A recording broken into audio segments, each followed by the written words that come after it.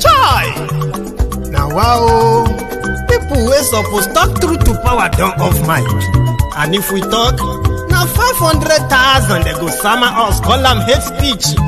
But fear not, Maiyegun don't come. Him go torchlight every corner, nooks and cranny of all these bad people where they spoil our country.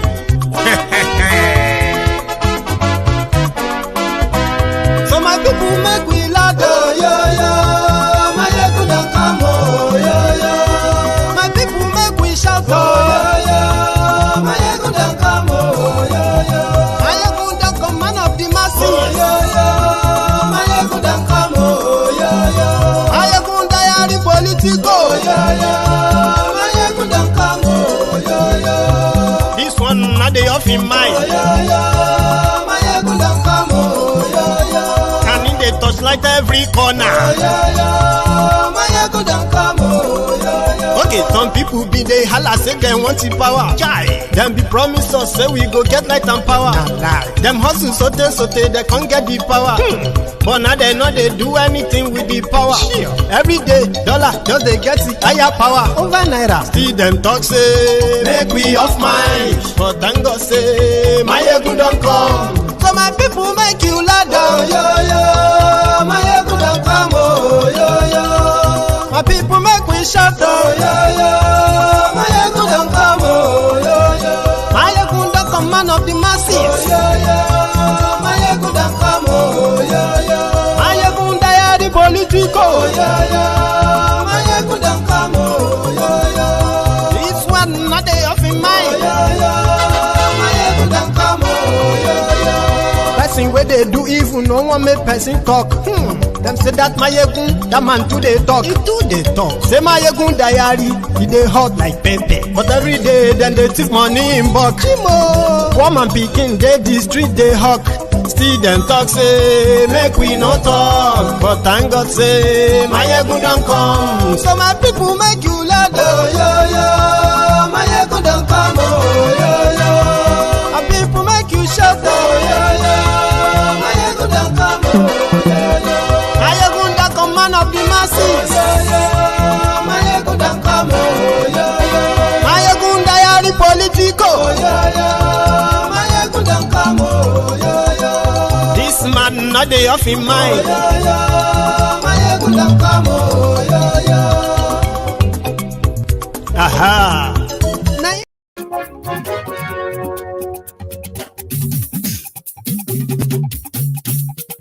Hello there.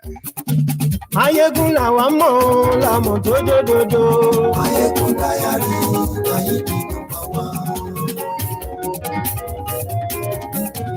Maiyegun Lawan mo, Lawan dodododo.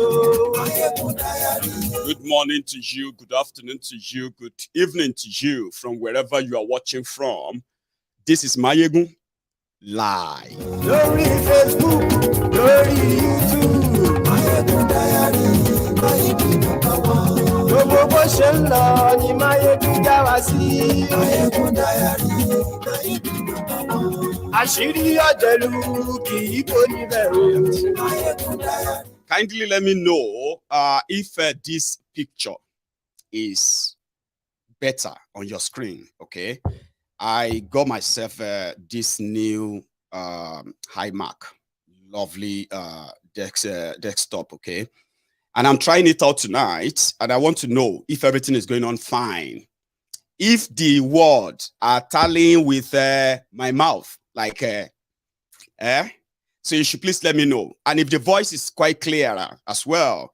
But while you do that, share the broadcast. Ani Maiyegun Lawan mo, Lawan mo dodododo. Maiyegun diary, Maiyegun number one.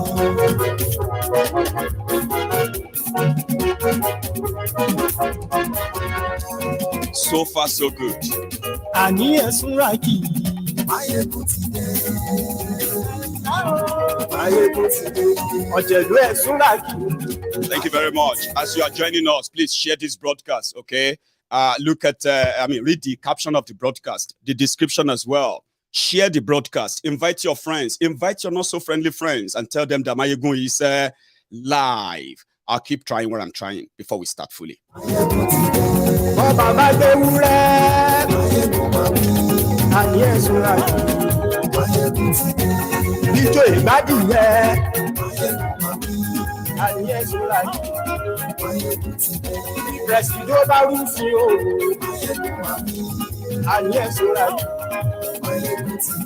Did you say low sound?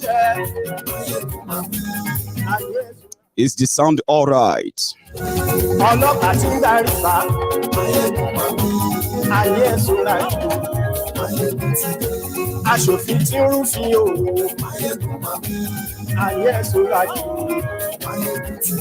Thank you very much for joining me this evening. For everyone who has read the caption of the broadcast and they are comfortable, you are comfortable with the picture, you are comfortable with the audio. So far, so good, somebody said. Now we can get started, okay? So from wherever you are watching from, I hope you have also read the caption of the broadcast, or if you haven't, I'll quickly take us through that. Now, you know, one of the reasons why Nigeria has been in turmoil is because of the immunity from prosecution given to the armed Fulani terrorists. And what they have told us in the past was that from the onset, you know me, I like going back to the way it all started from, so that you understand some of, you'll be able to understand why we are where we are. And then the guys who are trying to be posturing like a sanctimonizing and all that, they will not be able to play with your mind. And you probably get to understand why people like us have never, ever, and will never, ever trust any word that come out of the mouth of these criminals. They told us, they said the terrorists terrorizing Nigerians, they were from Mali, they were from Niger, they are from Chad, Libya, Cameroon. They told us they were from everywhere. The question people were asking them was, how did they get into Nigeria? How did they get into Nigeria that they have now become a bigger threat? They said, no, the real Fulanis are the ones who just go with their cows everywhere. Deal with these terrorists. This is terrorism. If people from Chad are killing people in Oyo, do you know how many thousands of miles they have crossed before they go to Oyo? If the people from Libya are killing our people in Ekiti, then we should ask those who are supposed to keep us safe, how did they get in? How did they get here? Now, we were asking these questions from the earlier stage of this whole madness. But guess what? Many of us, and people like myself, were gaslighted. We were called alarmists. We were called enemies, trying to create problems in Nigeria, even though we were just exposing the problems that they have brought upon Nigeria. We didn't know that they were going to give them immunity from arrest, and if they were ever arrested, immunity from prosecution. And in fact, we didn't know that we are going to be given options later in this APC, Egbeke government. So they said they were from Libya. Then deal with them. How did they get into Nigeria? Who are these guys? How could somebody who is a Fulani man, born and raised in Sokoto, decided to start killing people in Ogun State because he needs a land to feed his cow or to graze his cow? This whole thing doesn't make any sense. So we said, just like this joke, they said, if you are buying a used car, if you are buying a used car, make sure that the former owner doesn't keep or still doesn't have the spare key. And the joke there is that this statement is not about a car. It's not about buying used car. For those who know the joke, I'll tell you. Or for those who don't, rather, I'll tell you.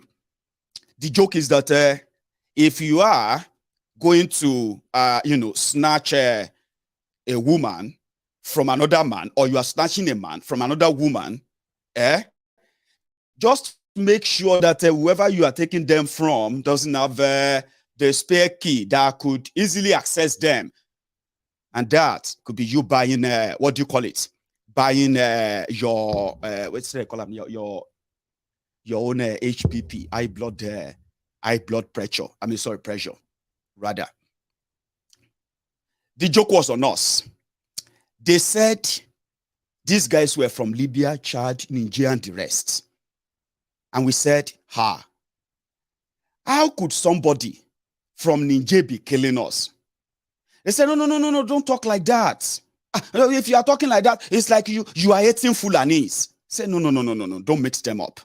This is the problem. There is a crisis. There are crimes being committed.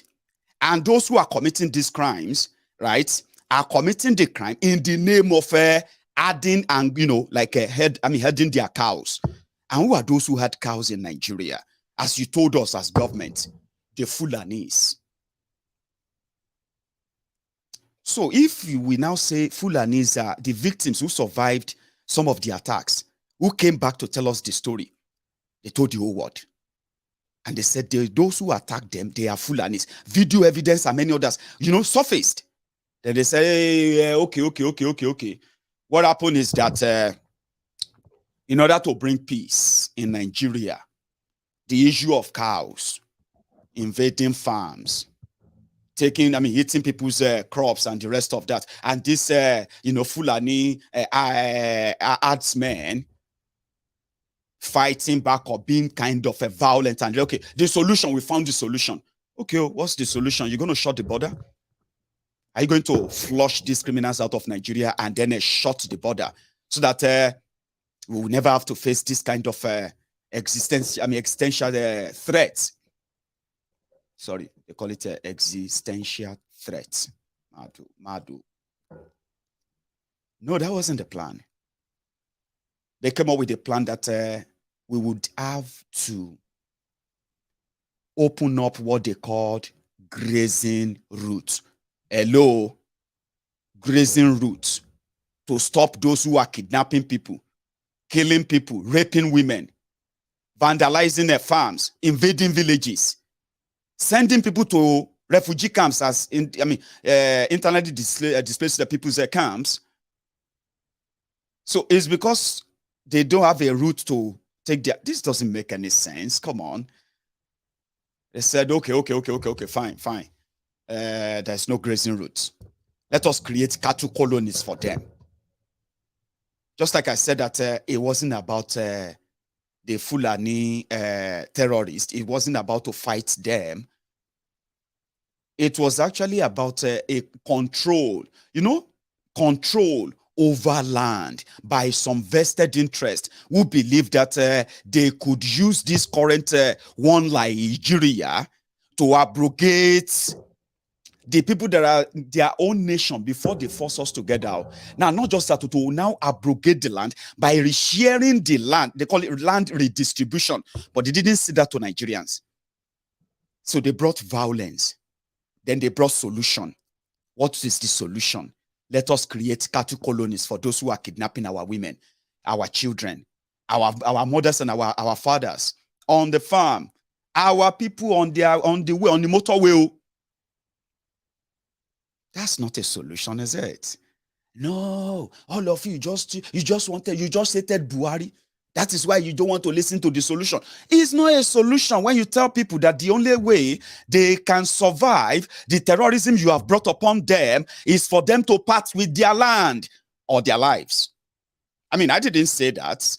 Somebody said that, and if you probably today that the Senate president, number 3 man in Nigeria, is now saying cattle business is not a private business, it's a government business. Therefore, the government, that this Buhari government that is rounding up, should do something about every move that they have made, because all the moves have failed. Let's go back to their solution. People from Chad and Niger, because if it were to be Fulanis, the Nigerian Fulanis, the ones that are also on social media, the Nigerian Fulanis watching me right now, then get states, and they themselves know that wherever they have been, they call their states in Nigeria today. must have been the place they could have called their ancestral land. Yes, you have 19 states in Nigeria. 19. Out of the 19 states, you have about 11 to 12 Sharia states, powered, engineered by the Fulani oligarchs, as well as their Hausa counterparts for power control, just for that, when it comes to power. So, which means if you see any Fulani from Nigeria, he get states, he get where he go see them born am. So how come he go come live in state and say he's going to start kidnapping people right there in Yoruba land, in Igbo land, start ransacking farms, villages, killing people, burning houses? Does that make any sense?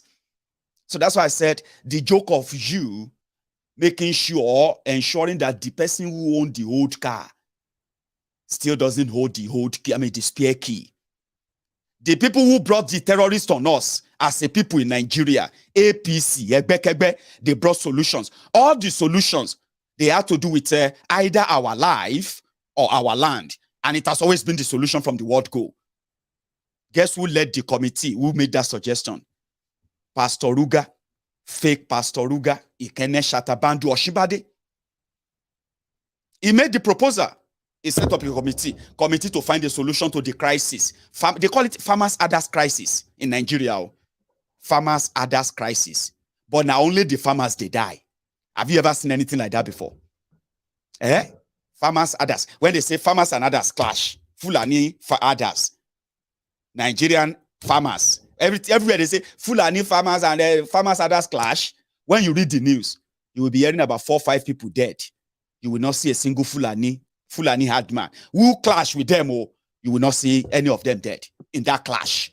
It is always the people who are fighting back that are always dead. And then the media will say farmers' others clash claimed 22 lives in Jigawa. How? Because others moved his cow to the farm and started uprooting their crops to feed them to his cows.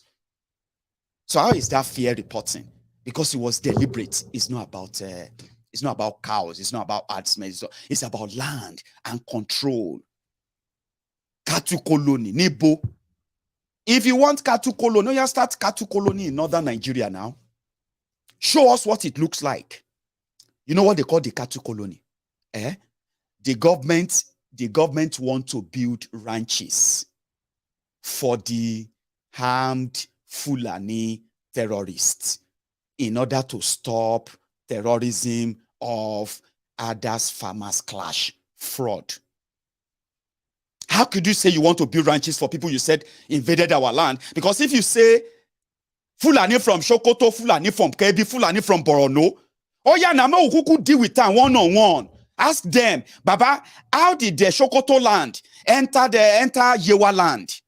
How did the right of Fulani Sokoto or Fulani Borno, Borno Kanemi, how come in this Nigeria, where was it written that for a Yoruba man to live in peace in Nigeria, he must be willing to part with his land? For a Fulani from Sokoto, from Jigawa, from Niger, from everywhere, where is it written in Nigeria, this thing? But it was because it's not about the Fulani, it's about the criminals. And I'll tell you, because that's the final thing they did, or they tried to do. People said, well, you can go and start your colony in northern Nigeria. Show us what colony look like. Fake Pastor Ruga and his committee, they proposed that, you know what, we are going to build Ruga. No. When cattle colony no fly, they can't change it. They say, we are going to build Ruga. Okay? Ruga is Hausa word for settlement. Now, waiting I hear, I don't know the meaning before.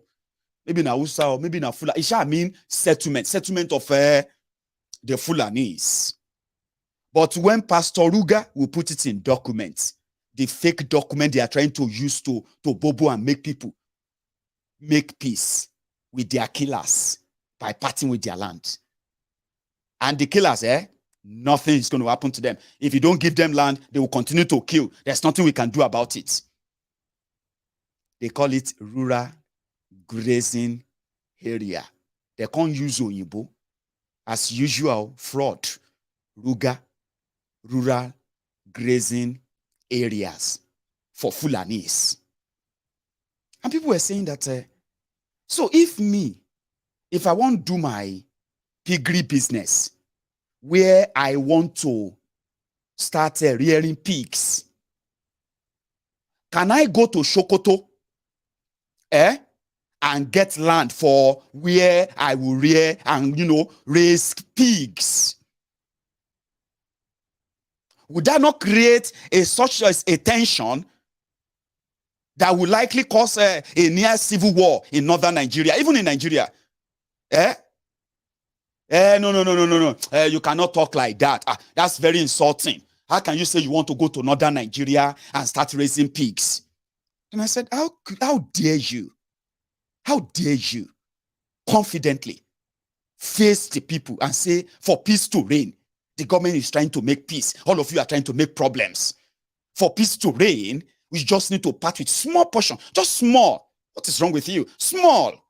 And then you want to deceive them after you have terrorized them. Some of you don't know that the terrorism you are seeing in Nigeria today is the handiwork of your government and the politicians in Nigeria. You don't know, Abi? Some of you will have to learn what they call them? The law of power. Those who seek power are desperate. They are cold-hearted. And they care only for one thing, for themselves. Do you understand that? And they only do what again? They only trust themselves. And they know that either of them in the game of power could be sacrificed for another person to climb.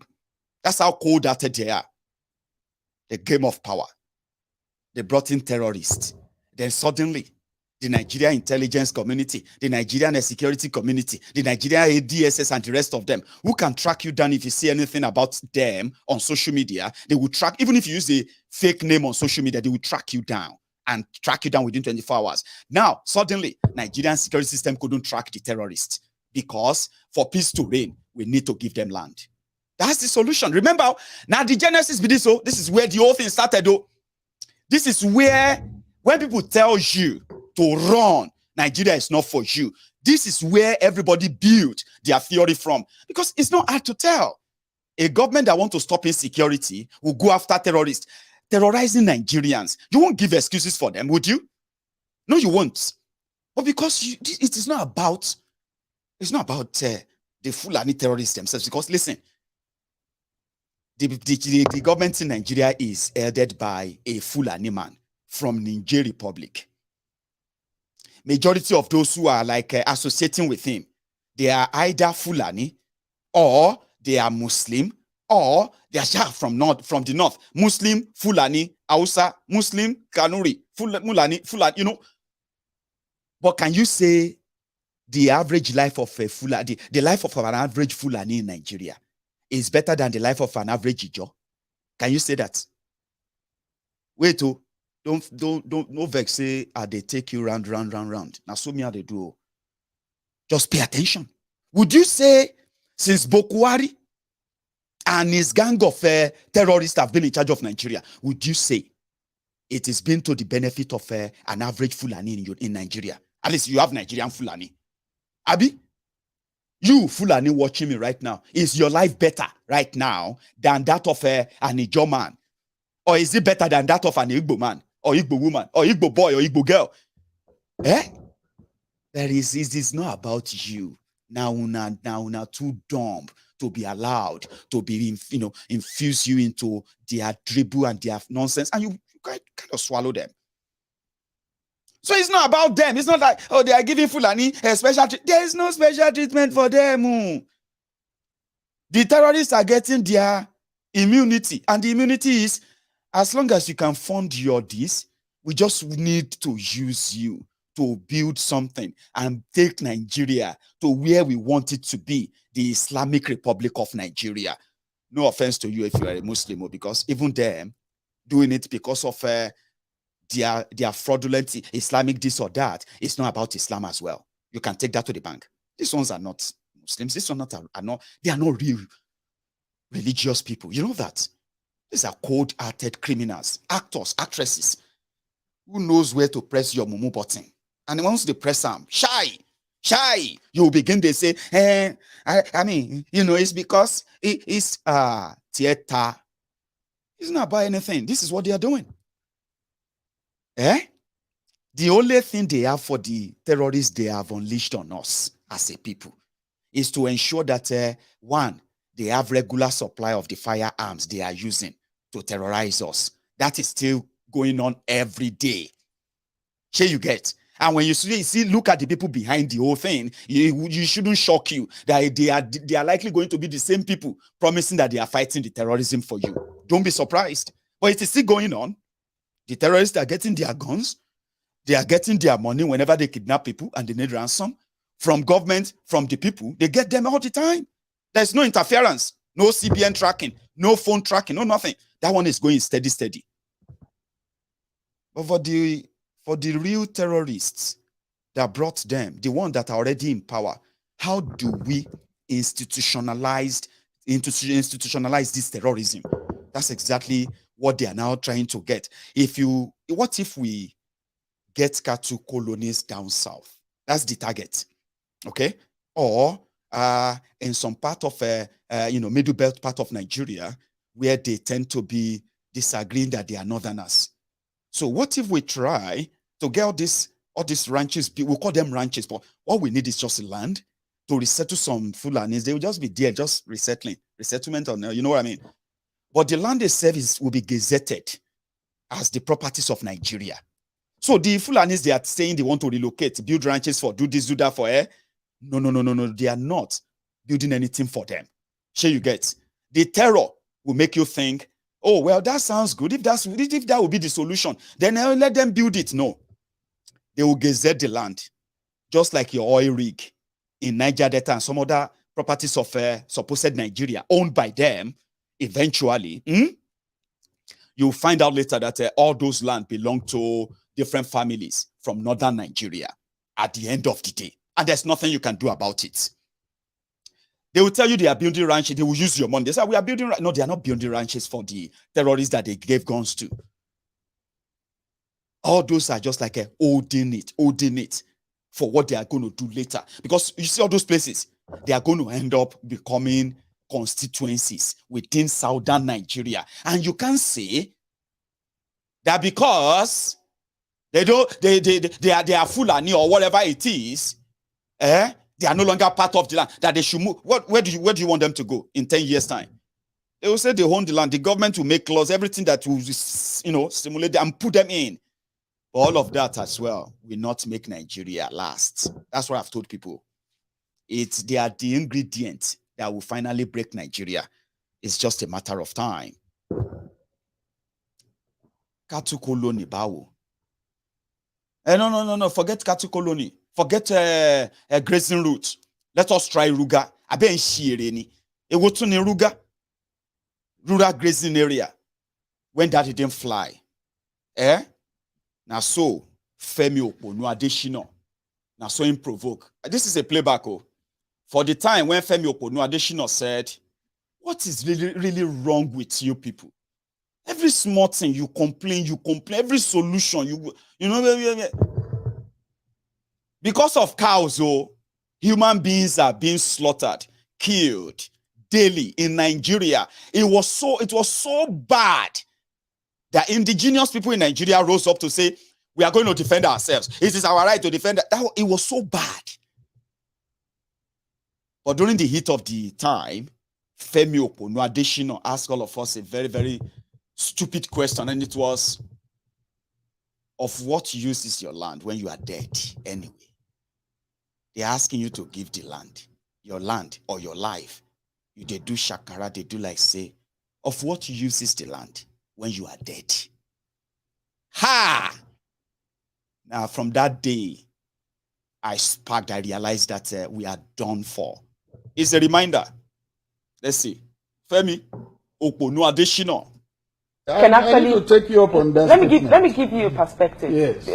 The state governments or the governors can actually give lands for ranches, but is the federal government also concerned about the kind of consultations that may have gone on between the state government and the people living in those communities who have ancestral attachment to those plot of lands? Ancestral attachment? You can only have attachment when you are alive. If you are talking of ancestral attachment, if you are dead, what does the attachment matter? What does it matter again? Ancestral attachment? You can only have attachment when you are alive. If you are talking of ancestral attachment, if you are dead, what does the attachment matter? What does it matter anymore? If you are dead, that was the spokesperson for the president of Nigeria, trying to understand why people are so upset. What is wrong with you? Why is everybody so kind of, why, you know, we're just trying to help you. Just trying to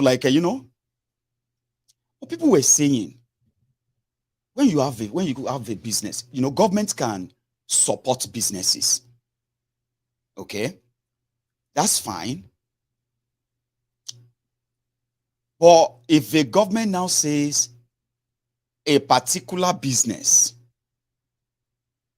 run by a particular ethnic nationality in Nigeria deserves the utmost attention of the government of Nigeria simply because they are now causing a serious wreaking havoc in Nigeria. And if we want peace, why not just part with the lands that the person is killing you because of it? At least he needs to feed his cow. We can't all be insensitive. Let's be serious. Yeah. I mean, you know what I'm saying? It's the land. All of us are going to die anyway. So what's the land? Why not just give the land so that you can still be alive? This is not coming from somebody who just want to advise you. This is coming from the spokesperson of the president of your country, which means in their inner circle, they see many, many of you who are dying, being killed without any help from your government. They see you as foolish people. Like, look at them. They are just foolish. Now they are dead. Look, they are now dead. So I'm saying all of this because some of you may not really understand where the angers of the people who are done and tired with all of this, why they want to be out of Nigeria. Don't think they are selfish. It is because they are tired of being played, or even themselves playing themselves. It is so sad for people who realize how messed up a system like this has been. In fact, how exposed the system like this have shown, for them to still be beating themselves like they could get something out of it, something positive out of it. When others are like, no. You're not going to get anything out of it. It's going to be worse than what you have ever seen. And it's going to get worse and worse. It's just become that now. There's a guy called Bello Turji. Bello Turji is the leader of the Fulani armed terrorists in a part of northern Nigeria. The guy, they signed endorsement deal with state governors. They signed endorsement deal with him, protection deal. Imagine state governors signing a endorsement deal with terrorists so that he will not kidnap their people. Instead of kidnapping their people or killing them, they will be paying him, and he won't do that. And if there's if there are any other terrorists who want to start killing people in their state, so that Turuji will now use his own armed kidnappers and terrorists to fight them because government don't pay for everybody insurance in Nigeria. So it's all deliberate. Somebody had something to say, which reminded us of the promise. If you kill a Fulani, what they say, if you kill a Fulani, it is a debt that you will repay back one day. The person who said that is now a governor, two-term governor of Kaduna State. Guess what? The people of Southern Kaduna who fought these terrorists, who fought the Fulani terrorists to the fort, the state government killed their own Adara of Adara Kingdom. They killed him. Not just that, they invaded his kingdom. They divided it. Some part of this Southern Kaduna they now have emir. They are now called emirates because they have the power to revenge. If you fight them today, they will wait, they will come back, and they will kill you. How are they able to do that? Because they believe they can get away with anything. All they need is just to be in power. The National Assistant Secretary of the Miyetti Allah Cattle Breeders Association. Thank you for coming on Sunrise Daily this morning. Thank you. Good morning, Nigerians. You have said that this new crisis has caught you by surprise. Yeah, it is surprising because we thought people will learn lessons. You said they would. You thought they would learn lessons, and you said that these lessons were rooted in the 2011 crisis. Exactly. You also allege that this, people are coming from the outside. Yeah, and this is why the recent crisis started in a village called Ninte. A farmer, not Godogodo. Ninte, yeah, in Godogodo Chiefdom. Okay. The village, the actual village is Ninte. Okay. In Godogodo Chiefdom. What really happened was that a farmer decided to go and farm along the stock routes, or to block the stock routes. And these stock routes were not even local stock routes, international stock routes. You know that a cow is just like water. If you build your house along the passage point, when there is flooding, you know what will happen. That water will not just go around because your house is there. It will just take out your house.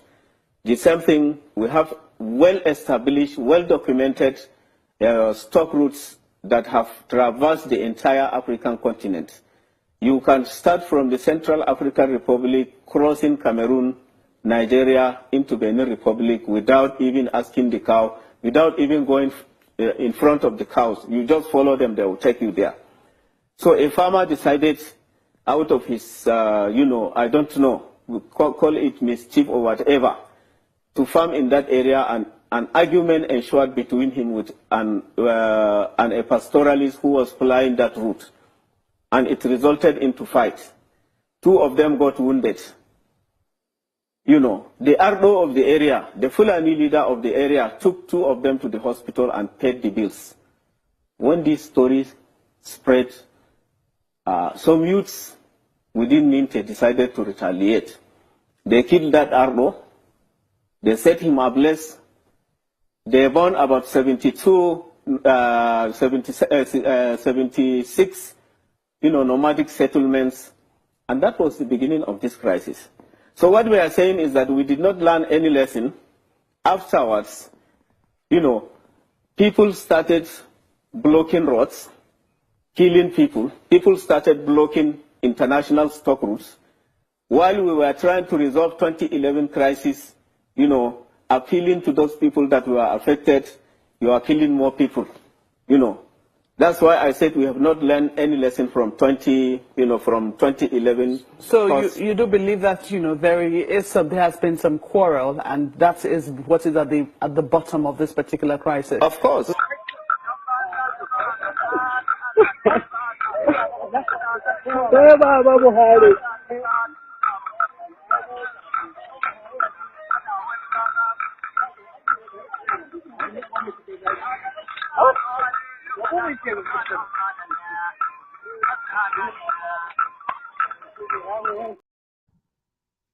I know it can be very, very annoying. Sure you get. Sitting down there and listening to this Fulani, well-dressed Fulani, wearing a well-starched babariga, explaining the reason or the cause of the crisis that has now seen tens of thousands of people massacred or killed in the last 7 years in Nigeria. That guy, back then, is the Miyetti Allah. Immediately APC, Egbekegbe came in. Miyetti Allah gained prominence in Nigeria. In fact, according to Garbage Shehu, Miyetti Allah can be compared with the likes of Afenifere, the Yoruba socio-political group, and Ohaneze Ndigbo, the Igbo socio-political group as well. That's to tell you the prominence of that guy that was talking there. It was saying something about grazing routes. I've told you about that before. Imagine the audacity. Imagine the confidence at which it was like talking of international grazing routes, that cows are like water. 2022. But here is the deal. That guy lives in Abuja. Nobody knows anything about him until Buhari came in. And the guy himself is being guided like one of the ministers in Nigeria. He drives in convoy. He attends the press conferences. And then he meets state governors here and there. And he also broker his group, Miyetti Allah, broker peace, as they call it. They negotiate for ransom payment whenever you are kidnapped. Which means they speak and defend the Fulani terrorists in Nigeria. They are the reason why many Nigerians believe that whatever the Fulani terrorists are doing to Nigerians, it is simply because they are reacting to how Nigerians are treating them. It's because of the guys like this. But fair enough. That didn't move or change anybody. Just made everybody realize that, we are done for. This is it. If you don't stand up and fight for your right now, if you don't stand up and fight for yourself, you will be dead before you know it. Madirao. Abi, explain to me. How are cows compared to water? They are cows when they are moving. If you build on their way, on people's land. Today in Africa, they have chased all these criminals out of everywhere. Mozambique, Mauritius, Ghana, Benin, Togo. All over Africa, then chase them. If you see any of them with any of their cows, because they realize that many of them are actual terrorists that are ready to hide behind pushing or sending. So they don't want them in their territory. All over Africa now, they are chasing them everywhere. Nigeria now said, come to Nigeria. You are welcome in Nigeria. Just come here. And that is exactly why the insecurity in every part of Nigeria escalated. I've been waiting cow go chop for northern Nigeria, where the cows where they there right now are not already feeding on. So that the Fulani from Ghana, the Fulani from Chad, the Fulani from Niger, from Libya, from Cameroon, that they have already chased away because of listen, they say Fulani terrorists.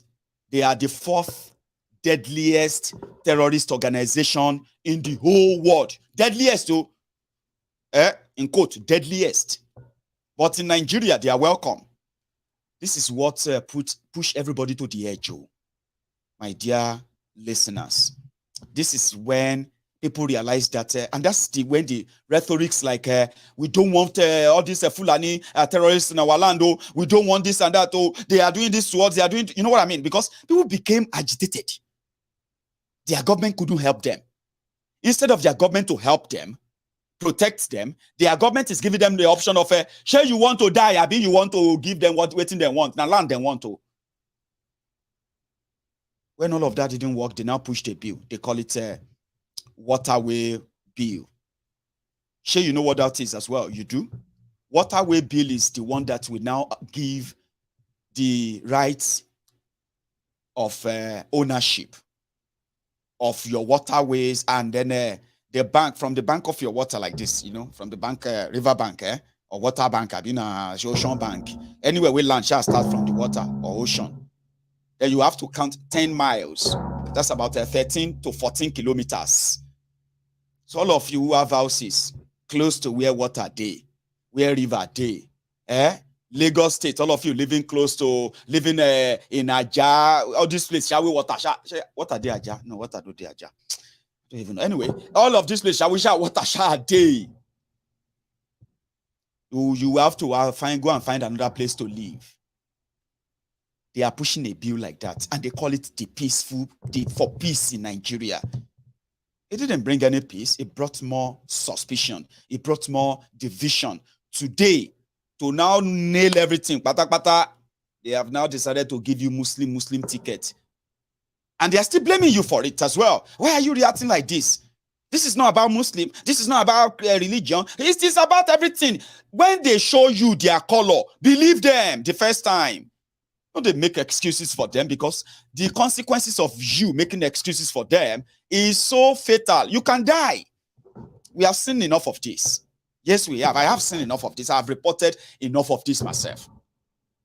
So they gaslighted us. Stop saying that. Just say you don't like. I said, no. A Fulani man, a Job man, a Robo man, Igbo man, I don't get problem with them. Why should I?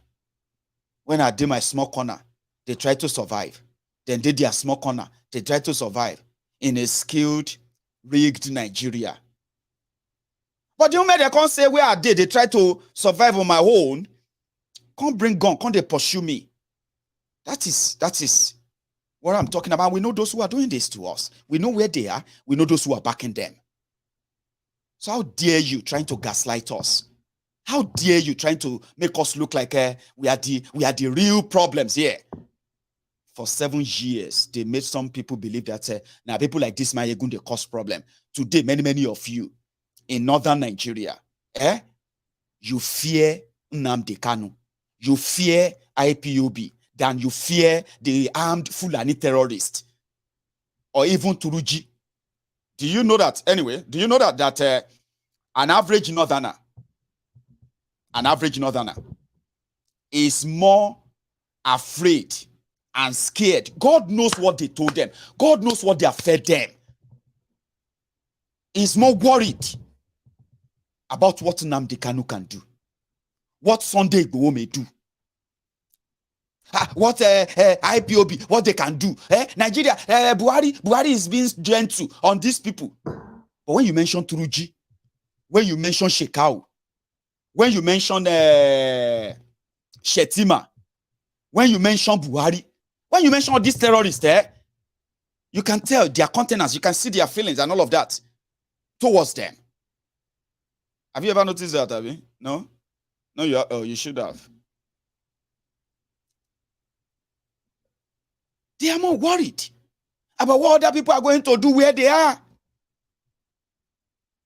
than what the real terrorists are doing. Now, if me, at the para, the vex, they killed their 4 people in Oyo North. They killed 3 people in so place. I'm angry. Why would that happen? How is that possible? Why would they let them do that? We are going to fight, we are going to push back, Then somebody from the north will be, why do you hate? Why are you talking like this? How do you know they are Fulani? How are you sure that they are Fulani? Is it because all this hate, you hate Buhari? I said, should you be asking me that?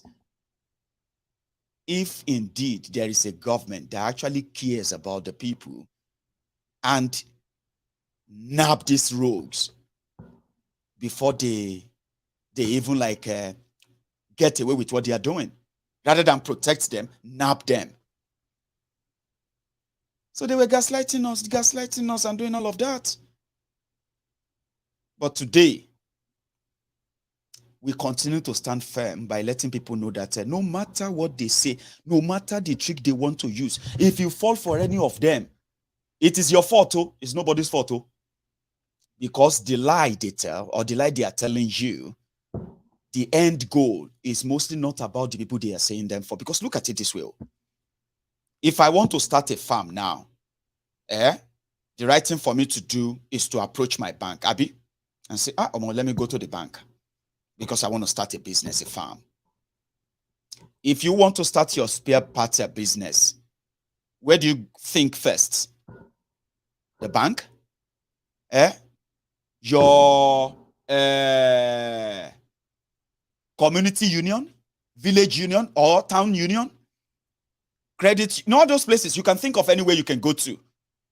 But you're not going to go and buy AK-47 and start kidnapping people and say, because you want the government to give you money or to give you land or to give you this whatever you, so that you can start your business. So we have seen enough. So when the Senate president, your Nigeria Senate president now came out Thank you, Michael Igwe. Thank you very much as well. My first super chatter. Let me see if I still pick that. Chika. Thank you, Chika. Thank you, Michael. And thank you, Chika again. Thank you. And then I have another person here, which is Majek, T Majek. Thank you for that as well. I appreciate all your super channel. I also appreciate your comment as well. Thank you. Cow business is a private business. If Buhari care about Fulani herdsmen in Nigeria, he would have told Emefiole, like he did on several occasions, right? He would have told Emefiole to create a sort of a loan scheme that only the Fulani herdsmen will have access to. If you are a Fulani man watching me right now, obsessed with Nnamdi Kanu, obsessed with Igbo, obsessed with the Yorubas, obsessed with the Igbos, obsessed with the people who are tired of this whole thing, because it is not even in your own interest that they are doing all of this. You should know, okay? But let's say if Buhari really care, APC, Egbekegbe, they control the presidency. APC, Egbekegbe, they control the House of Rep, the National Assembly, the Senate. APC, Egbekegbe, they control the military. They control the DSS. They control the Central Bank of Nigeria.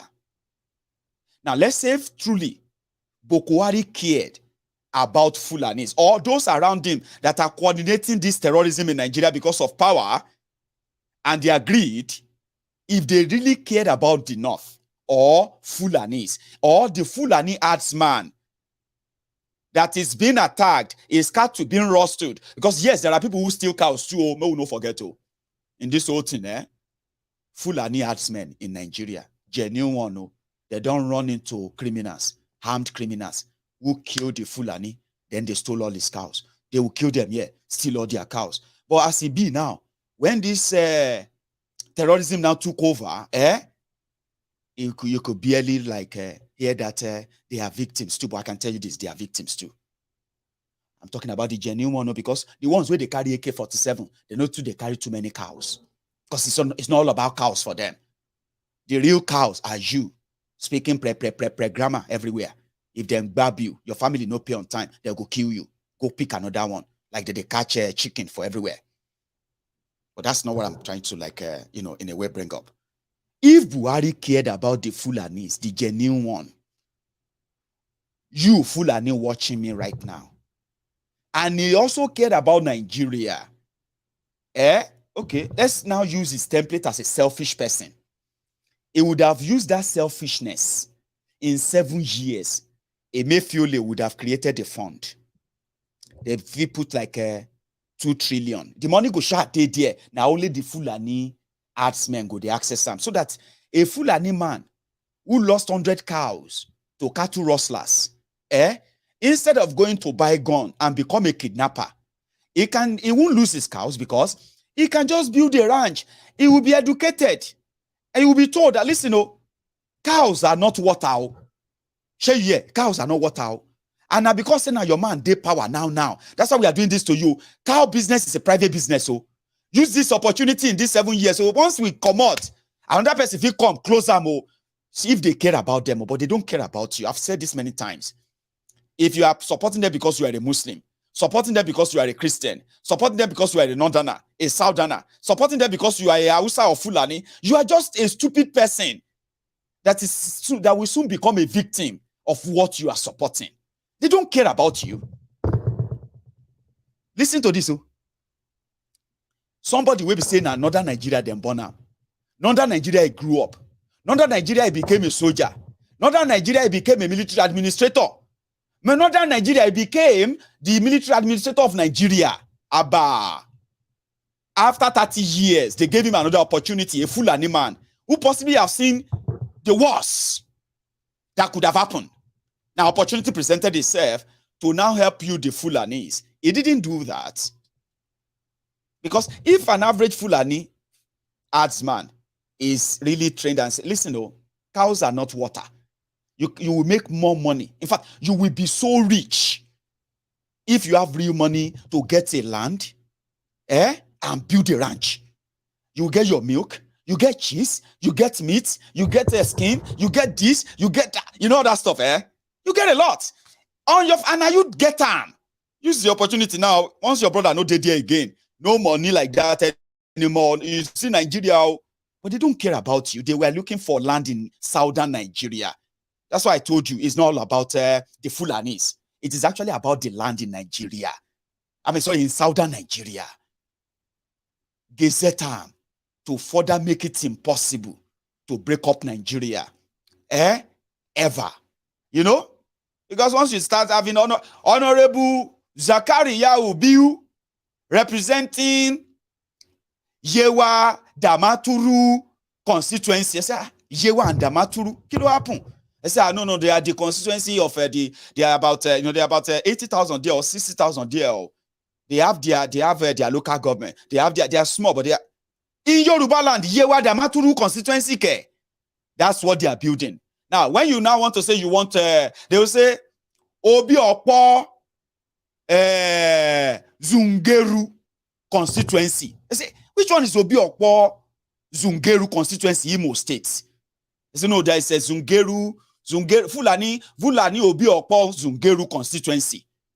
So the day you say you want to have Biafra, there's what you can't do about this Obi Opo Zungeru, you go pursue them all. So they are doing all of this, technically, not to help the Fulanis. 7 years wasted trying to push an agenda that is indeed not even in the interest of the Fulanis. They are poorer. Now, to make the life of Fulanis worse in Nigeria, because of this Buhari, they have now become endangered species. How then go take survive in Nigeria when Buhari no day again? I don't know. Let's say a thief could save them. That's why they have to bring somebody. Or this Kanuri, what's it, the Kanuri Shekau, Shetima, Alaji Shetima. So if Kolu do mistake, you can't go kick bucket anyhow. Then their faith is restored. 7 years. No single impact in the life of the Fulani herdsman in Nigeria. 7 years. They are talking about cattle colony. They are talking about Ruga. They are talking about all these things where they will build ranch, they will build schools, they will build hospitals, they will build playing ground, they will build markets, they will build this blah blah blah blah blah blah, so that Fulanis will not be going everywhere to kill people anymore. 7 years, ladies and gentlemen. Not even a prototype is built anywhere in northern Nigeria, which will tell you from the word go, give your land or your life, give your land or your life, is actually not about the Fulanis. They gave those criminals the guns to kill us, threaten us, intimidate us, and then bully us to say, okay, yeah, take them. Your land or your life? My land, take my land, oh, they have killed all my family member. That's what they are doing. It seems that people are too stubborn. They know the creed. They say, they're not going to die on their knees. We won't die on our knees. We will die on our feet, which means we will die fighting. Remember, the spirit of the people have been so dampened, and it's deliberate.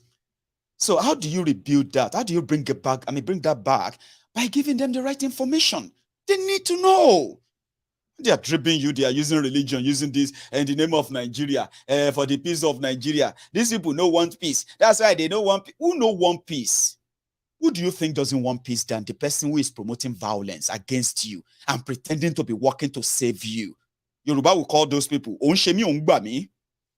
How do you say thank you to the person who is after your life and at the same time is also offering you the protection? Let me protect you. He's after your life and he's also offering you protection. How do you say thank you to such person or to such people? That's exactly what these criminals represent.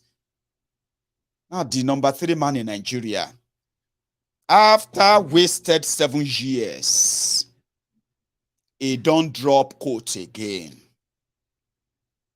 Cow business is not private business. the government of Nigeria must know that Nigerians love meat. And Fulanis are the ones supplying this meat. Therefore, cows are national assets in Nigeria that everybody must contribute to sustaining it. Ni kure Lawan. Tó bá kure ò ní sunre. Ẹ bá ń ṣàmì. Tabati ada mewa, tabati ada abilabi wataba. Tabati ada abilabi wataba, tabati ada abilabi wataba. 1,000 tabati ada fún Lawan. Because he's lying to you. He doesn't care about Fulani. He's the rubber stamp for Buhari. He has been the one who has been hitting the gavel. I mean, what's they call it? Saying a gavel, the gavel, I don't know, whatever. You see that with the bag, order. He's been the way that has been rubber stamping all the indebtedness that Buhari has dipped Nigeria into. None of all of this was ever channeled towards making the life of an average Fulani better. In 7 years, what they have done to an average Fulani in northern Nigeria is to give him a gun. Honestly speaking, a gun. And in this issue of giving gun, they gave guns. Then they gave them immunity. Don't worry. If you kill anybody, we'll go save you. Anybody arrest you, any DPO will arrest you, go. You know? I mean, imagine that. I mean, you as a Nigerian, how do you feel when you realize that the terrorist is apprehended and he's been taken to the custody because of what they've done? And then just about a week or so later, this terrorist is back in the community telling you that now you go kill next. You want him next. Now you go kill next. They say, well, they say you do take pada this town. Say you do get lego. People fought Fulani terrorists in Ogun State. Old men, no. Saying don't destroy our farm. No, you are destroying our farms. You are destroying our this and that, And they conquered and they chased them away. 24 hours later, they brought in soldiers, Nigerian soldiers. And guess who led the soldiers? The same Fulani they chased away a few days ago. The soldiers with Koboko. And then in food gear. Oh yeah, they started pointing at people's homes. Now that house there. And that one, Omokon said that they beat old men in Yoruba land. So all of this gave people the idea that I don't think Nigeria is for us. In fact, this Buhari indeed. So today, they want you to still believe that after everything they plotted, which has failed, everything failed though. Everything failed though. That's why they are now watching and letting people get killed. Some of these killings to cover up all they have done in 7 years. All of these things they've done in 7 years are coming out very soon. These are a bunch of criminals that belong behind the bars. They should be behind the bars. If Buhari is dead, the day the judgment is going to come, they're going to exhume his corpse. They're going to exhume his bones. Pack everything inside poly bag, carry and go court and say, they say, oh yeah, who is that defendant? Now defendant, they inside poly bag, so he don't die. And they will be that. When they sentence him and they call it posthumous sentencing. Buhari will be jailed, even in death. This is not going away. Now that is why they probably need all this cover up. We need to cover everything. They are living in their own world. Cow business is a private business. There are Igbos in Igbo land who have farms and they are raising cows. Do you know that? Do you? Sorry, what they call this Igbo cow again? Sorry if I say nonsense, so because sometimes when you say something, you think you are saying it, but you are saying something else, and they're like, my God, dare you? Which one did they call that cow? What do you call that your cow? The cow, I mean, the Biafran breed, or what's in they call them, the Igbo breed cow. Some people don't know that. There are Igbos who are raising cows, maybe not in so much quantity, because they are not wearing hat and carrying a gun. All right? And then they're trekking everywhere. They have a name for them. Efi, God bless you. See, that's why I said I want to be careful. Do you know what came to my head when I wanted to remember the cow? I wanted to say AC Igbo. I was like, I'm not say AC Igbo. May not come be say I don't use this something where I'm not supposed to talk. I'm so terrible in understanding other languages and other. I'm not so, But Efi Igbo is the name of the Igbo cows. People said it's more delicious, nutritious, at the same time, very good for your diet. But not many people are investing in that. Not that people don't have theirs. In Yoruba land, we have our own cows too. We have people who have farms who are rearing cows, raising cows of different breed in Yoruba land. And these people are doing so on their own. Like on your own. Say you want to start farm, chicken farm. Princess, na chicken farmer. You know that our princess here, Omoba, she's a chicken farmer. She has these large farms somewhere there in Ikorodu, very big. She is the one bearing the cost of raising her chickens, feeding them. If she run at any loss, now only her and her assets, if she probably take any loan from them. No government, princess, you supposed go get AK-47, I've been like that guy, you go to waka about and say, especially now that you said Obasanjo is doing everything to stifle your market in a way. In Nigeria today, the scarcity that you are suffering from of chicken. You're supposed to go carry gun, AK-47. They kidnap people and say what? They say why? Say because Nigeria is killing your business. Your chickens are dying and they are not. You are not making money. Cow business is a private business. That's what I'm trying. And that's what I'm trying to say to you. Any business you go into, yes, you can get the government support. Okay, there are government funding that comes and supports small businesses and all of that. In Nigeria, so do you have them as well? But when you now make it a national politics, that people needed to be given land, they are immune from arrest and prosecution. Hello, it is no longer about the people; it's about something else bigger. If Islamize Nigeria, even all of you who are the Islamic faithful in other part of Nigeria, you are going to eventually reject them when you know the truth eventually, because isn't just and fairness part of the what do you call it? The teachings of Islam? These guys are heartless, and you know that. So if they hide under religion to push anything, if you buy it, now your death certificate you they buy in the name of religion as well. And it may be the last day you just realize, well, Lord, what have I done? Oma, what have you done? What have you done? It could buy no. So don't let anybody use that religion, because this guy, when you look at them, you can tell me, this is not about the Fulanis. Femi Okonu Adesina, once again, ladies and gentlemen. The state governments or the governors can actually give lands for ranches, but is the federal government also concerned about the kind of consultations that may have gone on between the state government and the people living in those communities who have ancestral attachment to those plots of lands? Ancestral attachment? You can only have attachment when you are alive.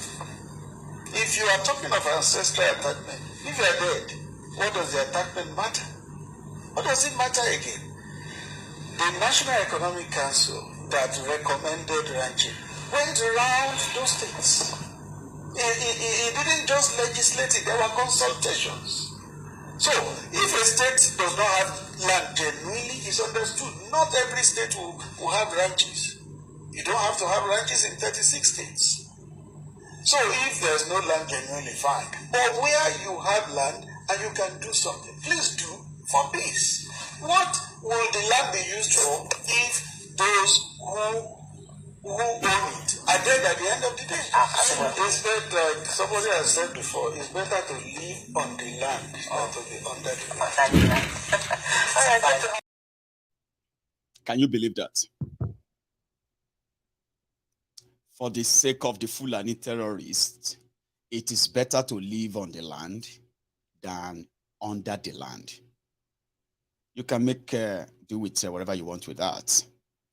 So, Lawan, there are things that a cow business, business is not a private business. You can please tell him that, yeah, Nigeria may be their personal wallet, the elite of the North. But there are people inside that Nigeria that are not part and parcel of that property of that Nigeria. They don't own Nigeria. I mean, they don't own Yoruba land. And I bet they don't own the southern Nigeria too. They own nowhere, by the way. They actually own nowhere. But if in their mind, Nigeria is their private company, then we will always like to remind them, right? That when the illusion dies, when they wake up, there may be no Nigeria anymore for them to brag about or dream about and lord it over. Again, I'm going to take a short break where, let Kolu clap for me. At least let Kolu clap for me because I can't see all of you clapping for me anyway since we started. That will be achieved by... Thank you. Thank you. So what we're going to do is that I'm going to take a short break. And my short break is just going to be for like a minute. Don't go anywhere. I just want to go and make another tea. Then we're going to go to the part, which is Tinubu's caught and join, interview. Just a brief on that and what he said, especially on this issue of insecurity, where he said that Buhari has done well. Because there's nowhere where Tinubu speaks. Honestly speaking, there's nowhere he speaks or addresses the people that it won't sound like, it won't sound like he's campaigning against, against Buhari. I'll be back. Come on. Instead of going to London, you want the votes in Katsina? Go to Batsari, go to Faskari, go and empathize with IDPs, with our people. You're going to London to do what? Are the people in London going to elect you? Are the people in diaspora? So, let me tell you this, to be honest. I've always said Bola Ahmed Tinubu, his politics has never been national. His politics has always been regional, in the southwest, and mostly in Lagos, where he's the El Comandante, nobody. And his inexperience nationally on the national front is showing.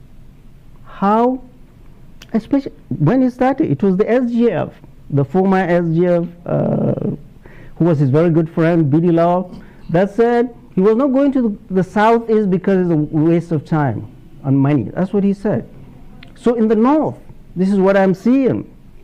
He is subcontracting the governors and political praise singers to bring the votes for him. I mean, this is political miscalculation. Nobody's advising him. None of the APC governors in the north has the goodwill of the people to deliver anything to Bola Ahmed Tinubu. If he's given them money for that, he should get his money back. Come talk to us. We don't know him.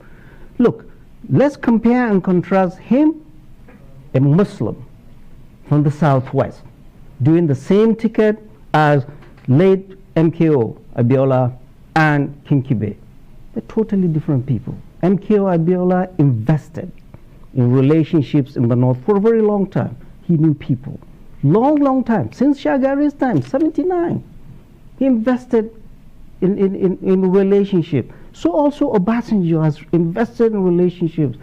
This guy, Bola Ahmed Tinubu, thinks it is bullion bands that will get him to the office without talking to the people, without meeting the people. And I see the questions that were asked. I was scandalized. I mean, they're not talking to us. By us, Charles, by us I mean we people in the north. They're just talking to themselves. And Gandhi said, whatever you do for me, without me, is against me. They don't understand us at all. Well, although I know that you don't aspire to be a member of his team, but if you were one of his campaign advisors, what would you be advising him to be doing or to do going forward? Going forward, he should talk to people. He should appear in interviews. I like appearing in places where they're hostile to me. You break that hostility. That's the only way you break that hostility. Go meet the people. Don't subcontract your campaign for presidency to surrogates, as he's doing. Does he think Nasir El-Rufai will deliver Kaduna to him? The answer is no. Does he think Masari will deliver Katsina to him? The answer is no. Does he think Ganduje will deliver Kano to him? No. Does he think Jigawa will be delivered by Badaru? No. Does he think Atiku in Kebbi can deliver Kebbi to him? The answer is no. So whatever they are telling him, he needs to wake up. He's been politically naive on the national front. But how is what Atiku is doing different from? Anyway, see, call it a political talk, okay? It's just about the northern Nigeria, where Kolu is banking on, and most importantly, talking about the damages, the division, the destruction, the level of, isolation that the APC, Egbekegbe, led by Buhari, that they have shown or achieved rather in the last 7 years in Nigeria, which is actually their workbook, so to say, like their playbook.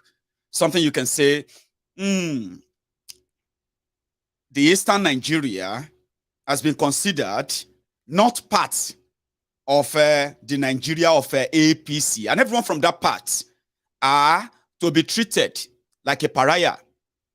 You have to make confession. You have to come out and, you have to say, hey, I am not like them. Or even though I am, you have to pledge and pledge and pledge and pledge, and nothing you do is going to ever make them admit you. And that politics of APC, Egbekegbe, seems to be the politics of the Fulani elite, the northern elite, since after 1966. I want to believe.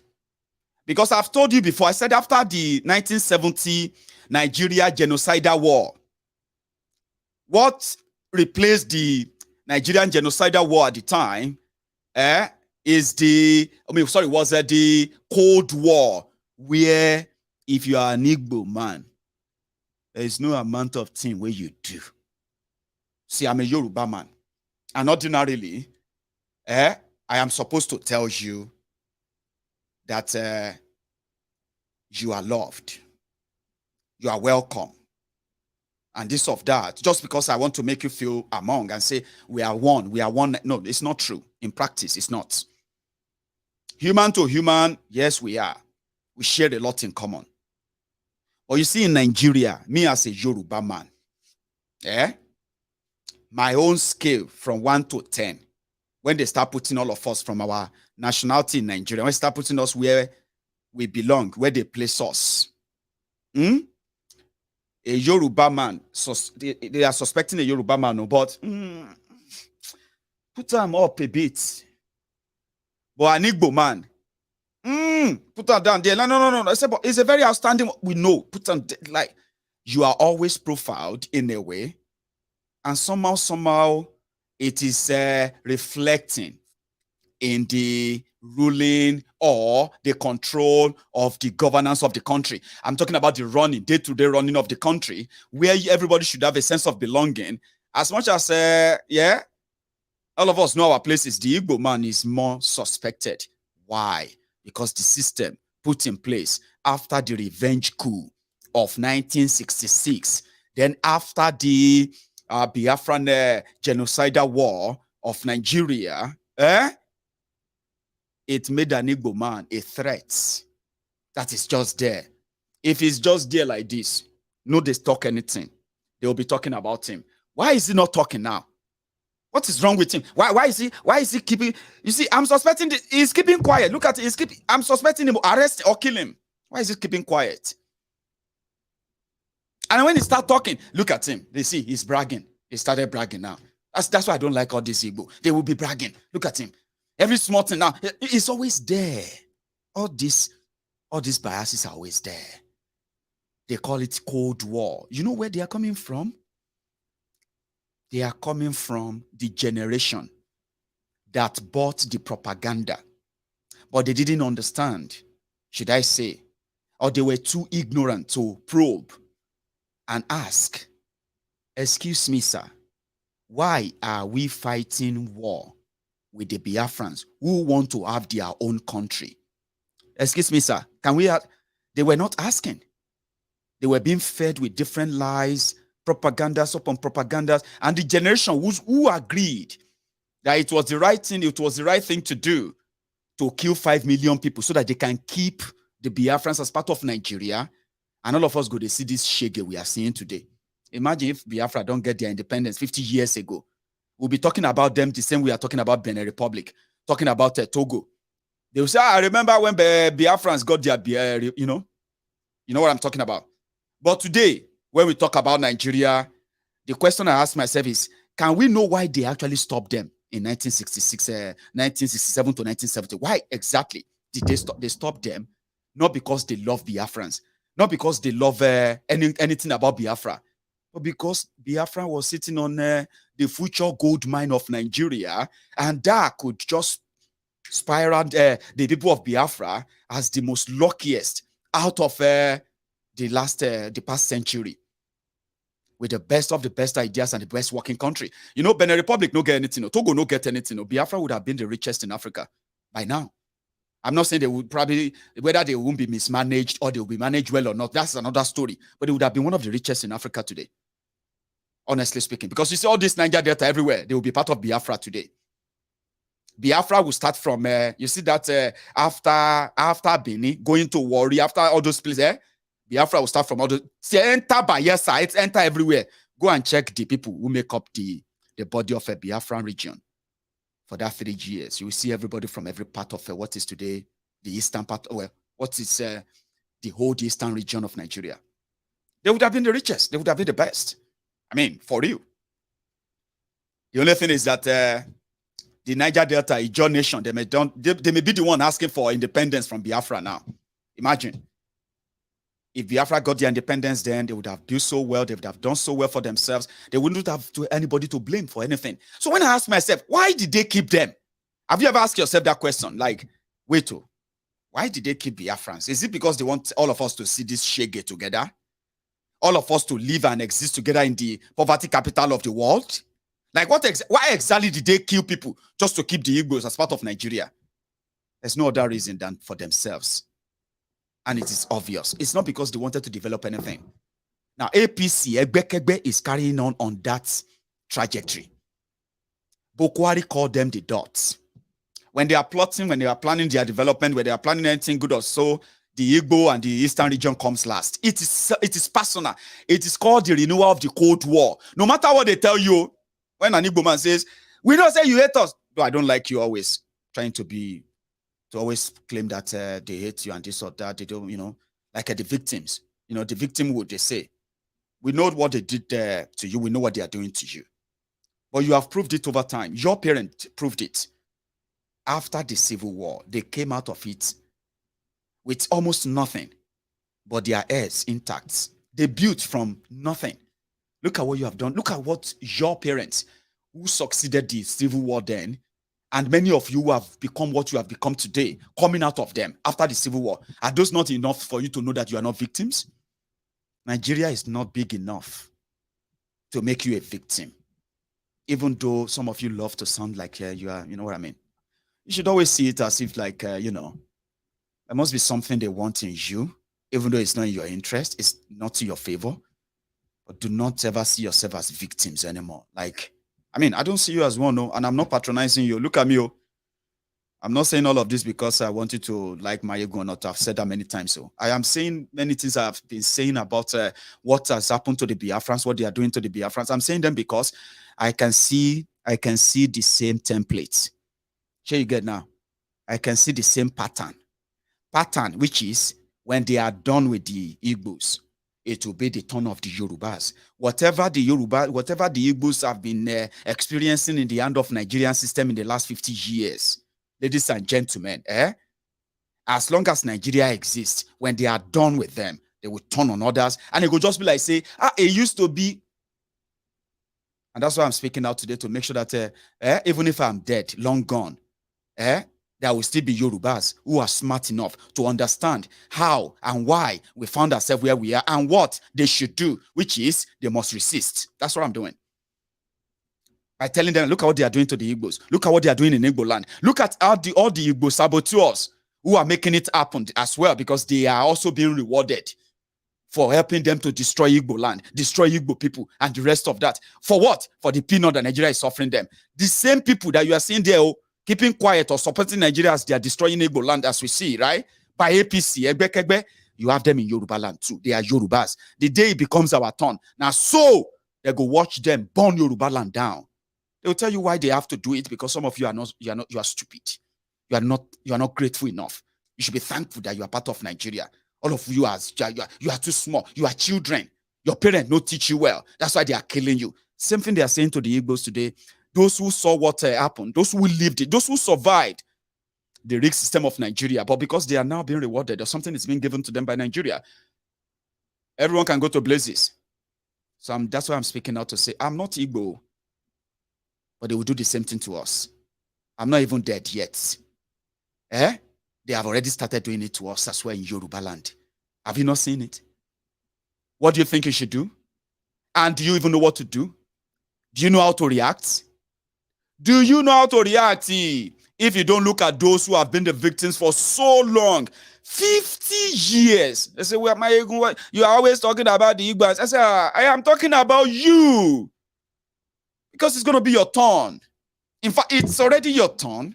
But psychologically, you are telling yourself that, well, I'm a Yoruba man. Our local. The day you will realize it may be too late. So I'm not talking about them. I am talking about what they will do to us. Because when they start doing it to us, they will say, shut up your mouth. Are you the only person? At least they did it to the Middle Beltans, the Benue people. You see what? See now? Say they die. Why are you screaming? Are you the first person? This is Nigeria. Let us all pray for our government. Pray for your killers. Yoruba, we will not pray for our killers. So me, I will not encourage you to pray for your killers. I'm going to encourage you to stand up for yourself all together and get rid of our killers. The threat to our lives. So if I speak about the Igbos, if I speak about it's because there are things happening. And there are already replica of all those things, right? Right there in Yoruba land. We can see it. It's just that some of you don't want to. Because it's so sad to realize that you are suffering the same thing. And that is why we say, when they now said, Tinubu told them that going to Eastern Nigeria is a waste of time. And somebody tell you that Tinubu is bringing progress to Nigeria. Do you know one of the reasons why Buhari actually failed is because of his hatred for the people of Eastern Nigeria? He is so loaded with that hatred, so much. He came with so much revenge, right? That he started acting on impulse. Shemika call him impulse on terrible impulses. He wanted to prove something. It's like he's so eager to show to the Igbos that I am senior, I will show you. But it is not enough. That's the problem. Now, for 7 years, all he succeeded in doing is to show to the Igbos that they are not wanted in Nigeria. I'm a Yoruba man. I can see that. If you are an Igbo man and you are not seeing it, question where you are, question where your last meal came from. If your last meal came from you being part of Herdsmen for Nigeria, then I understand. But if your last meal came from your sweat, the one that Nigeria is willing and ready to use their policy to take away from you by every means, you will never disagree with me. You will know that this last 7 years, if they have shown anything to you at all, is that you don't belong to Nigeria. Do everything you can, support your brothers and sisters, team up in unison, and bring out Biafra as soon as possible. That's what they have shown you in 7 years. Babashir Lawan. Babashir Lawan was the man who bought the form for Kolu, the presidential form for Kolu. And Babashir Lawan said the first shock of his life was when they were trying to, at least for formality's sake, we don't pay people, we go pay everybody. But for formality's sake, let us go to as we don't go to the west, we have been to the northwest, we have been to the northeast, we have been to the north central, dangerous places. So we have been to here and there, but we need to go to south. We need to go to the southeast and meet with our people there. Tinubu categorically told him, he said, listen, Abashi Lawan, going to Eastern Nigeria to go and talk to the Igbos is a waste of time, waste of money. And I don't want to waste my money or my time going there. Really? Okay. That's strange. I'm surprised. Even Buhari was not afraid to go to Igbo land to go and pretend that he likes them. He's one of them. You. I fear you. So when they now brought their Muslim ticket, Babashi Lawan said he had to run.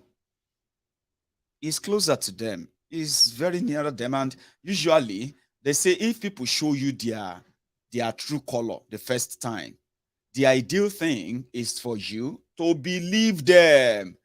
Don't give excuses for them. Because whatever they tell you is who they are. Indeed.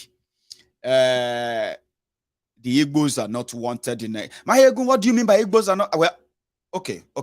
Maybe I shouldn't say that, Abi. APC, Egbekegbe, in charge of Nigeria right now. As long as APC, Egbekegbe, is in charge of Nigeria, they will continue to remind you as an Igbo man, as a Southeasterner, Ijo man, Shekiri man, Yoruba man, everybody from that South where they created because of politics as well, Una be una nation, no, but I'm not disputing that. I'm just saying, all of that we then created because of that. To Nigeria, you be Biafrans, you be Easterners. So as Easterner, they would never trust you. And they will continue to let you know that Nigeria is not for you. One of you was president, especially Jonathan. He was president. And God, man, he was the most humiliated president you've ever had. Because he's a Southerner. You know, how he take be president? They fed on him. They wanted to hit him alive. Now they are begging him. Because they need that power too. So APC will continue to remind you, like I said, and people destroying people is no different. Watch this. Number one. And two, for the fact that it is difficult for the party to truly go on, even as we flagged up our campaigns, without formally coming to request that though we are very conversant with the fact that you're playing elder statesman's role, not only within our nation, but across our sub-region in Africa and Africa, that there is the need for us to come forth, truly be. And you need to give us guidance, you need to offer us prayers, and you need to truly find a way to add your voice, both publicly and even privately, in many situations that we call for you to speak on behalf of this nation, on behalf of our country, on behalf of the People's Democratic Party. A lot of people may have said one thing or the other, but APC change. God bless you all. God bless you all.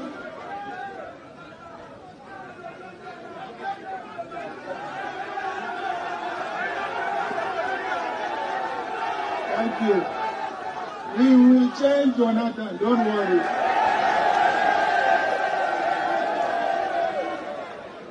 Seize the man who is going to change Jonathan here.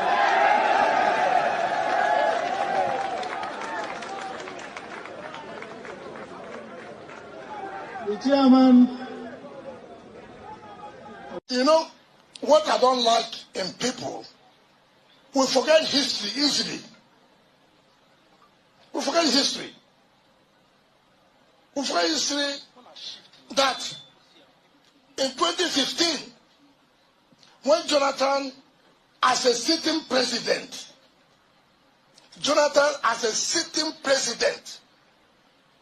I'm not talking as a Cuba, as a presidential candidate. I'm saying as a sitting. So they are begging him now to come and endorse Atiku, so that Atiku can rescue you from APC, Egbekegbe, Somebody already said that people, PDP, yes, you can say that too. People destroying people, PDP, na bad society, APC, àwọn ẹgbẹ́ ibi àwọn ẹgbẹ́ òfò àwọn apààyàn. You with me? So the whole fraud, in a way, continue to kind of, make us to ask questions like, to what end, to what goal is keeping Nigeria warm with the intention, or should I say with the intent to continue to what? Enslave us, is that? Anyway, the other day you had this news. The news of the newly discovered oil in Gombe and Bauchi. Shall you remember? Do you remember that? Now that is about to cause the Second World War up north now. Some people are saying that Maiyegun, no, they dull yourself. There's no crude oil anywhere. Oh, now, boo-boo. I said, why? They say, okay, wait for it. Now, Bauchi and Gombe, they are about to set up their own terrorist group. Or should you call them militant, oil militant in the north? Because according to them, the Miliary, Molokori oil rig that they said they found, 1 and 2, Bauchi said is their own. Gombe said not their own. No be anything joint own. Buhari said na 2 of them own them. But can't be like saying about the land gone day. Some said the be like saying that the pipeline, the crude oil where they bring from Niger Delta, where they put the pipeline enter. So once them pump. So the people of Gombe then get the code say now part of the pipeline pass through their land. It be like saying then lay pipeline through your land there, and then they can't put the pipe out in another person backyard. And you are like, listen. If I don't want you to if I don't want you to pump oil, I can just stop it from my own land and put the pipe up in my own land and you will not get oil. Anyway, $3 billion investment is about to cause another problems up north. You have the Boko Haram 1, Boko Haram 2, ISWAP 1, ISWAP 2, Fulani terrorists, the professional kidnappers, the negotiators who are also terrorists, the arms dealer who are supplying them all that, including the human trafficker who takes out the people they kidnap, who can't afford the ransom, and they set them off into slavery. In other other Islamic terrorized, regions in Africa, or where all these terrorists are there with their arms and all that again. Sorry, that didn't slip. Islamic terrorists or Islamic terrorized part of Africa, where people are shouting Allahu Akbar, cutting head and the rest of them in the name of Islam. In a way, we agree that they didn't represent Islam, but you can say that to the people that they said Bismillah before they cut off the head of their family members, in a way. So in all of this, we are about to get the new entrants into the fray. The armed jihadist militants fighting for oil up north. Maybe if there is, that is if there is one. So I was reading that and I was like, okay, that's interesting. So we're going to see if we are going to start reading about the oil worker kidnapped, or maybe that is actually what is going to bring to the fore the truth about the oil that has been discovered up north. What else? What else are they not sharing? What else are they hiding?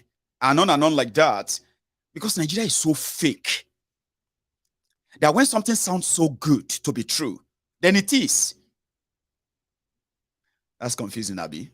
And so now, as soon as they talk the English, they say if it is too good to be true, then it is true. I mean, it is too good, or I don't know. Too good is that when it looks like, oh, this is impossible. Do you get that now? Well, this is fluke, Jerry. Too good to be true.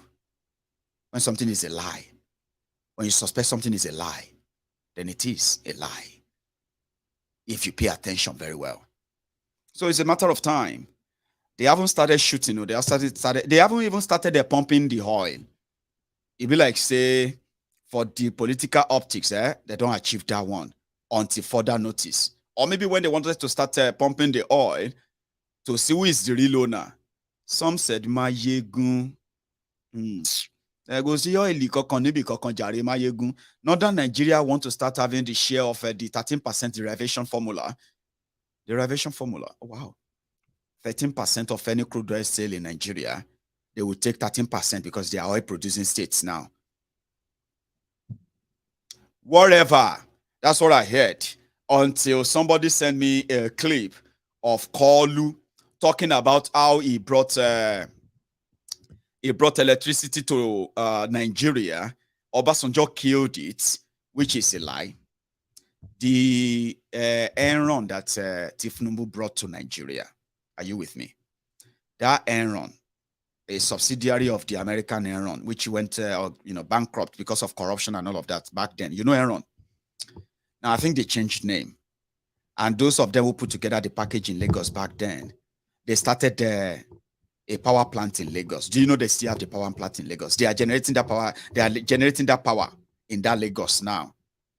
It's just that, like others, now Zobo, that they generate, but the problem is to distribute. Now, Tinubu is telling people that the reason why Nigeria have no oil, electricity is because Obasanjo killed that Enron, a demented one. He was talking at a restaurant somewhere after the Charlatan House show, the circus at the, sorry, people have changed the name. They don't call it Chatham House anymore. Many people are now calling the place Charlatan's House in London. After that, Tinubu was talking. Sorry that he's screaming, okay? Just manage him. There's something I'm still going to share with you. Go on. But if you are winning, let it be. Including coming to London. Yes, so thanks to Adja. Thank you very much, Adja. I should leave it alone. At least you came. I'm here. Yes, so. And I'm speaking in London. Not in Jigawa.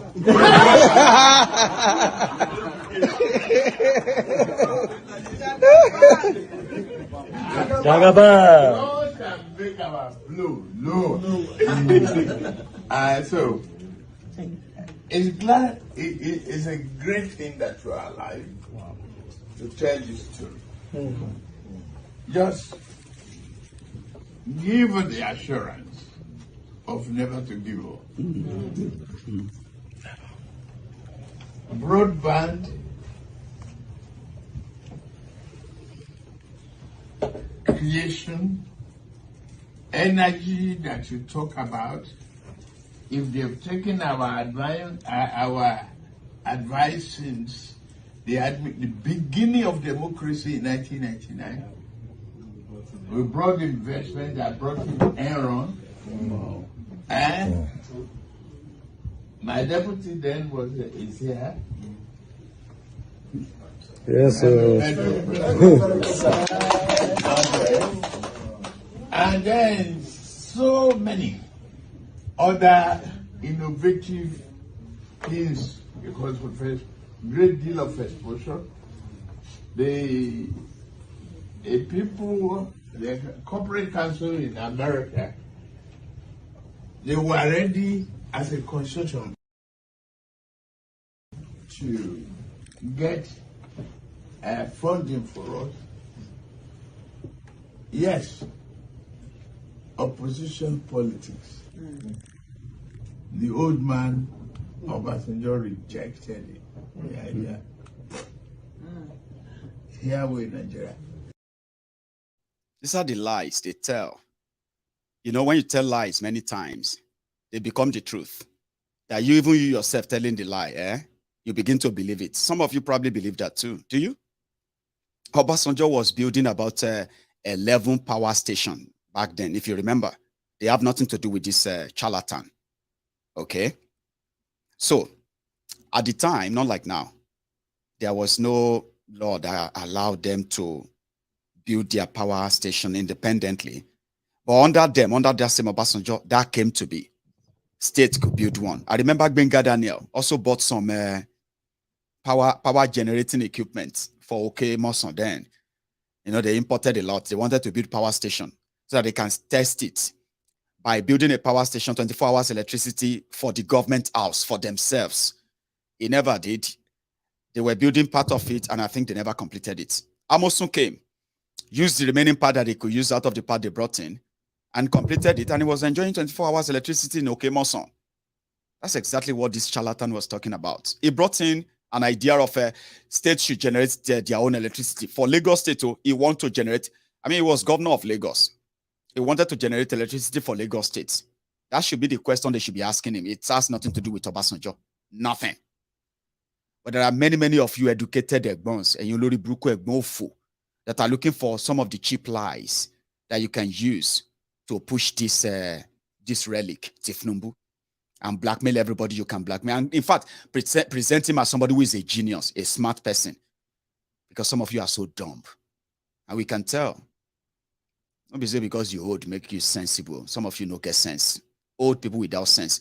Tifnumbu, he sees himself as a very, very intelligent person among the fools that have managed to live in his full paradise. Because if they were better off, your life should be better off. Lagos State should have 24 hours electricity by now. He's talking about years ago. Obasanjo's power station that today they are saying he spent 16 billion. I think I have told you times here with that number that sometimes saying that again and again is one of the reasons why you would never possibly agree or take the truth. Obasanjo never spent $16 billion on electricity. The real story. He said he was building 11 power stations across Nigeria that could then help generate at least over 20,000 megawatt of electricity in Nigeria. Those power stations were existing until Yaradua came. The failure of Obasanjo himself, that is now the father of trying to motivate. People like that don't motivate people like us anymore. He's a failure, a living failure himself. How did he fail? He was building 9 power stations across Nigeria, right? That could possibly have helped your power generation today. They budgeted that the whole thing was going to cost them $16 billion. So within a year or two, they have started building this, about 9 of them, across Nigeria. I remember then, there is actually one in Papalanto in Abeokuta in Ogun State. A huge power station there. Obasanjo was one of them, right? Now, within a year or two, Obasanjo's government paid out over $3 billion. And Yaradua came in after that. Yaradua came in, and you know what he did? He wanted to probe the money Obasanjo budgeted for the power station, how much they have paid to the contractors, right? And that's the failure of Obasanjo. Yaradua wanted to retire after being the governor of Katsina State 2 times. He wanted to retire as a lecturer in Katsina University or somewhere to go and teach. He already received a terminal letter. A letter from his own doctor that he had a terminal disease. He could die anytime. So he wanted to retire. Obasanjo, in vengeance that Nigerians denied him 3rd term, the wicked old man brought a dying man to come and be president of Nigeria.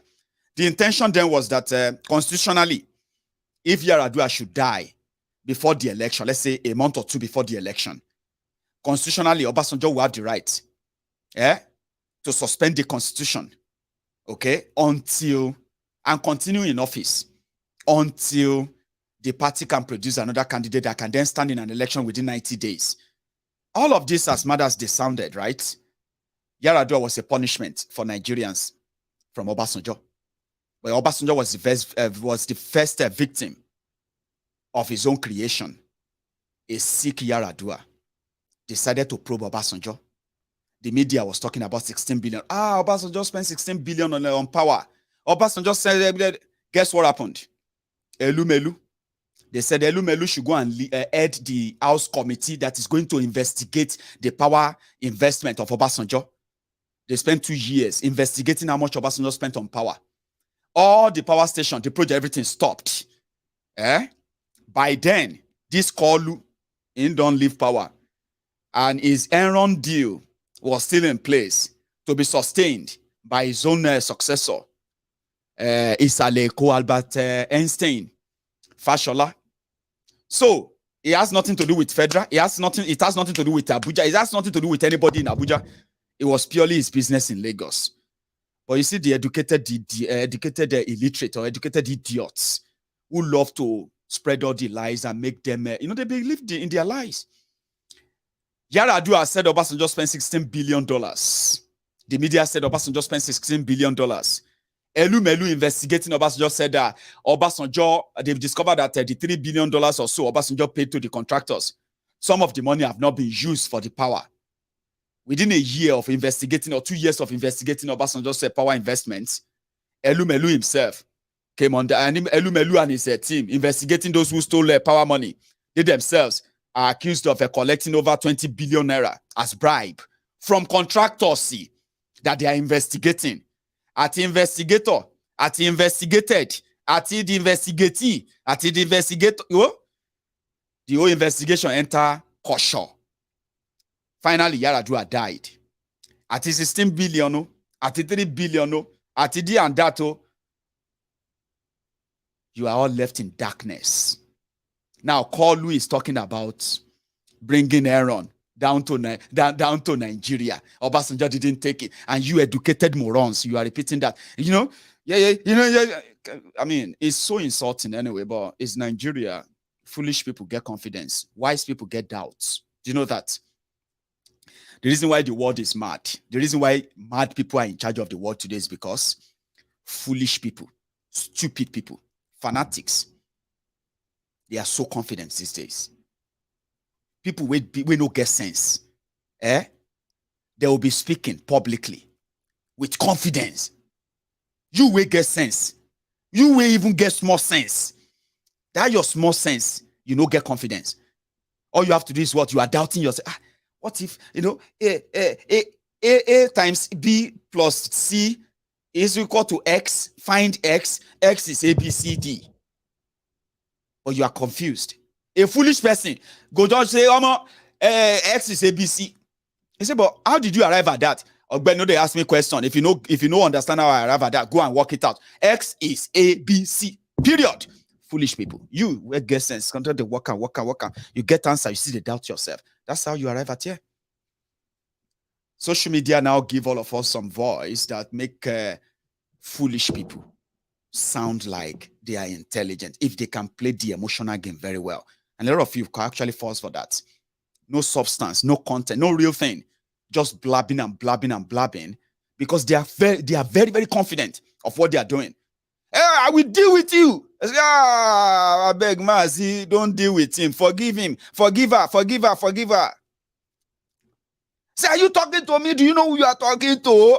I say, Maiyegun no vex, Maiyegun no vex, Ha, you don't provoke Maiyegun now. You, this guy, do you know this? You do know that Maiyegun has millions of people? I say, you see, if I be foolish person, confidence, all I need is just a confidence. And some people will say, yes, no substance. And that is why you have it today that foolish people are telling you, a foolish person like Tinubu, old as well, they are telling you about things that they have no idea of. Something like this. Power is not given to you at a restaurant. Yeah?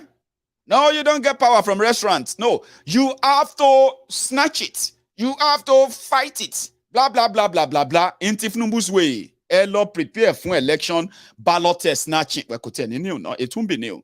But it's already motivating the Abrodian Lagos Abobakus. Is motivating the Abrodian Buhari idiots, bat idiots.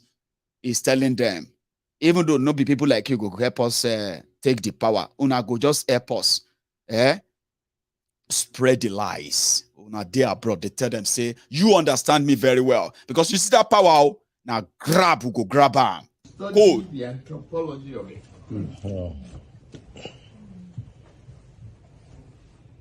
Where are we? Political power is not going to be served in a restaurant. It's not served in a la carte. It's what we are doing. It's being determined to do it. At all costs, fight for it, grab it, snatch it. Yes, sir. And run with it. Yes, sir. Jagaban. Jagaban. Sorry, don't call you to drop quotes. Ancestor don't drop quotes. The next thing is you have to clap. Jagaban, Jagaban. They've been grabbing power. In Lagos State, for example, they've been grabbing power.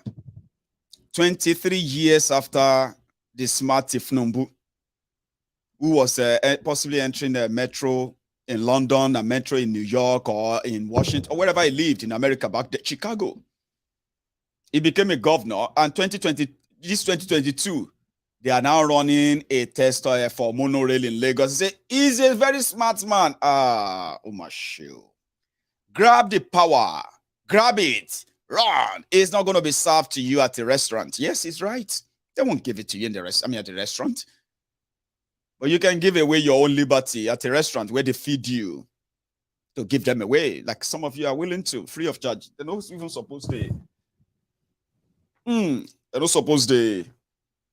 You know what I mean? They're not supposed to stress too much to get that your endorsement. It's just there. You're willing, on the, for a pot of for a plate of porridge. It's there. Just pay the price. Another one, which I want to touch, I don't think time is still going to be on our side to doing that. But I want to take calls. I don't know. I want to take calls. So what I'm going to do is this. I'm going to let you see this. I saw it earlier. Even though I want to talk about it, but I won't talk much about it. The Lagos State people destroying people's Atifku's campaign in Lagos. What's happen now? Lagos. They don't pay well. What's happen? Or when I just want to say Lagos be your Lagos, Abi. Because this video of Atifku in Lagos, that same Lagos, somehow they give me some, I know they hear you, Lagos. God bless you all. God bless you all. I want to give you a short history. This history is about 53 years ago when I came to Lagos in 1969. There was only one old Tata bridge built by the Europeans. No second mainland bridge. By the Europeans. No mainland bridge. No Tafawa Balewa Square. That was when I came to Lagos. All of you were not born then.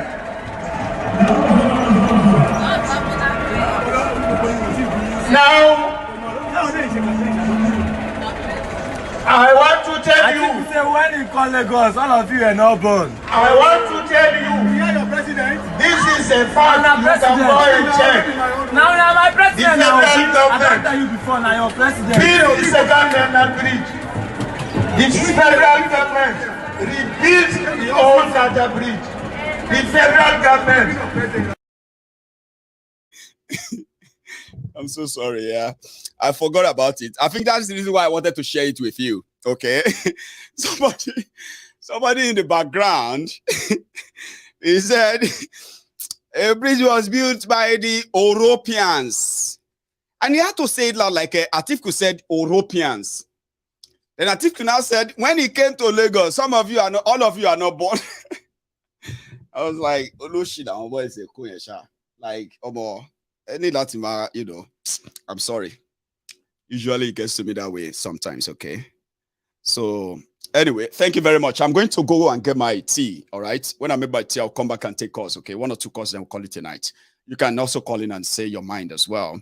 Thank you so much for being part of this tonight, okay? Tell me, how has it been? I mean, did this video work perfectly well on your screen? Like the picture, the image, 4K. You see this new device I got, It's, it cost me a lot, okay? About £1,400, put it that way. £1,400. And I've been like, make this thing sharp. Make sharp do the job. If you don't do the job, oh boy, in this cost of living crisis in the UK, I go para, like for real. And I don't like returning things. It's very expensive, not too expensive, but like more for this period. Now I've been like, okay, I'm going to try it tonight. And I've tried this so far, so good. I want you to tell me the voice, the picture, the everything. Fine, Abi. Well, that's good. So the next thing I'm going to put my money on now is going to be a new camera. There's this camera I want.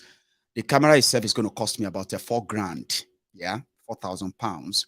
So I'm going to start saving for it. And once I get that, I can have like about 2-3 cameras. I'll have one here. I'll have one here. I'll have another one there so that you can see different shots of me. And it can look pretty much like, wow, that's a studio. But that's my dream. I've got a lot of stuff here that does that for me in a way, but I've not got cameras that could give me all of that buzz. I'm going to get to that part too soon. Now, you don't go anywhere. If you want to say one or two things tonight, I'm going to, yeah, it's 4K. You know, it's not even just 4K. Oh. My camera is a 4K HD. I mean, so Ultra HD. Sorry, yeah, Ultra HD. My new iMac is 4.5 Ultra HD. That's a 4.5K Ultra HD. But if you don't do the job, I go cry. Oh. So you need to let me know. Make me feel better that but Maiyegun is working well. Very, very perfect. Then I can say the money we have spent, it no be waste. I'll be back. And like I said, please show some love. Like the broadcast. Subscribe to my channel. Stay back by setting up your notification as well. And if you want to be part of it tonight, yeah, just check the screen. That number on your screen, right? It's a WhatsApp call number, okay? Not direct number. When I come back, I'll pick some calls. And then we can call it tonight. Don't go anywhere.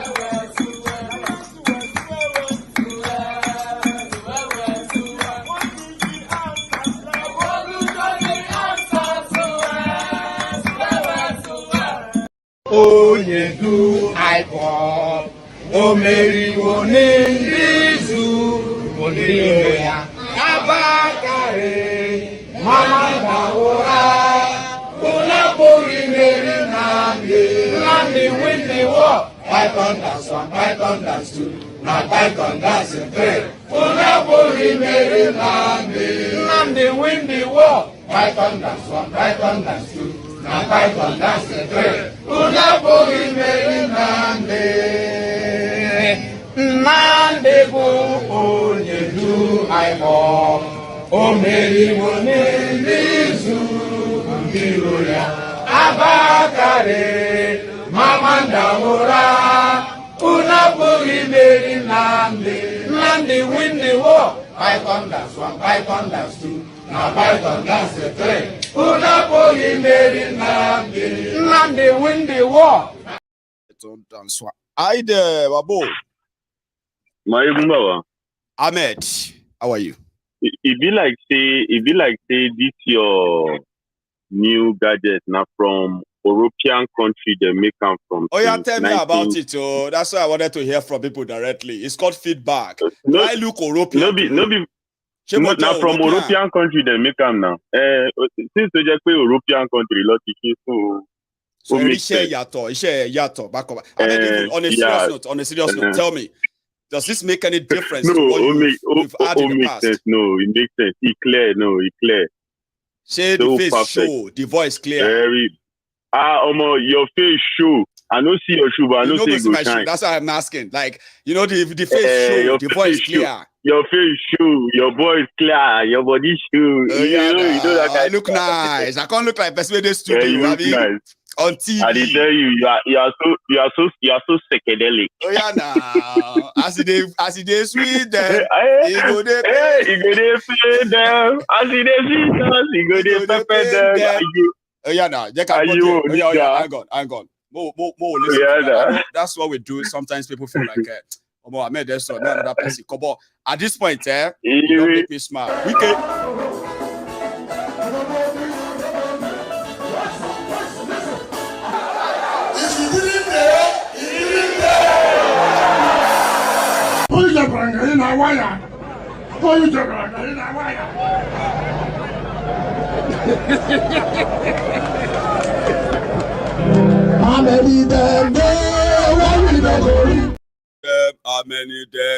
Ahmed. Hey, Maiyegun Baba. Thank you very much for that. I've been trying to work it out, and I'm glad that I got a better machine now. It seems to work well with my streaming. Yeah, it worked well with my streaming stuff. So I like it. Like say you go use the one way you get before. It be like say you go use and do giveaway because I see say people just say, Maiyegun, I need that laptop if you are not using it. Now state property, see waiting day on top arm. If Buhari grab arm, they're not going to release me until the end of 2050. They're not going to release me. Waiting day on top this system. All my see, Baba, I am so bad with it, right? Look at this phone. The phone is so old, it's broken. I choose not to fix it. I don't use it. There's no SIM in it. There's nothing in it, but I can't dash it. It's a very powerful phone. But it's broken. It's all it's smashed. I can't. As I get phone. I get phone to say here is another one. Yes. I can't give them out. These are my past phones. They are broken. They are like supposed to be fixed and give out. I don't give out my phones because they are so few with. You know what I mean now? Yeah, they know they go anywhere. Yeah. If I die, maybe pack all of them. If they know they walk again, pack them, put them inside the coffin, and die with them. Oh yeah, now we can go straight to the point. Oh yeah, you know? Ahmed. You see, you were talking about why houses hate the ego. You know, it's just a doctrine which they are put in their head for a long time. I know. Maiyegun, you know the way we see people like I want Baba Awolowo, you know, like that. That's the way they see Ahmed Bello, Tafawa Balewa, and co. But none of us saw Awolowo and co to the point of saying that. Well, maybe because we not be all of us. You understand? Because we saw them in a different way. We saw them as you know, we saw them as leaders, but not to the tune of not be say to the tune of say anything. Not be say to the tune of say anything with them anywhere they follow them. Good. You understand? So you know what this Buhari, the criminals, Buhari and co, what they did after the Civil War, what they came and did was they used the image because you see the Northerners, they have this thing. If they are following you, it go hard. It go hard. If to say what in Buhari do so, if to say Buhari just bring small security, where we say they not to kill people, things balance small. You understand? Not be saying escalate. Jonathan Dakalelo. Like it just balance and small, even though the naira just make everybody just balance and improve the life. I tell you, Siba. They go forever. They worship that Buhari. The way they don't worship him now, so they will continue to worship him. But Buhari Oshede Dojuala, Obayeje Dojuala, as in He spoil everything. By everything, yeah. That's why you see some of them for not they talk and say aye onida, aye onida. So that indoctrination, those them Buhari and co, they don't use the image of the Tafa Balewa, the people like Ahmed, they don't use them project and say àwọn eléyìí lọ pa àwọn leader yín tó jẹ́ pé kí n bá ń ṣe torí àwọn leader yín, your life would have been better than this. So they keep telling them that these are people who killed your leader. Telling them.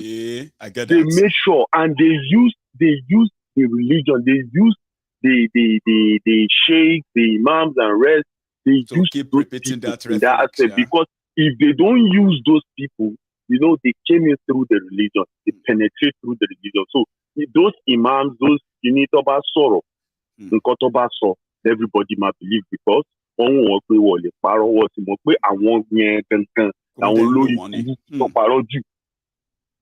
Sharia court for North, you don't want Sharia court for northern part of Nigeria. One certain time we say they know to expose the man, they've been catch him. Na judge for Sharia court. Ọkùnrin yìí máa ń gbé àgé, ó máa ń gbé wọ kíní court. Yeah, no, man, court. Judge, okay, Sharia judge. So, okay. Yes, judge, Sharia judge. So, actually, that kettle, now beer the day inside the kettle. I was expecting Ogogoro because I have one in my hometown. The day where they expose that guy. Last Labele love to suspend the they cover him. They don't want me. They don't want open up. But we there around. We hear everything happen.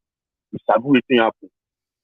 Every time we see this one, girls are more KKK. You know, say if you go northern part of Nigeria, you go see all those and when you command town more those hawking, those children, you know, say there's a big hawk for north where there's a big hawk put all those kind of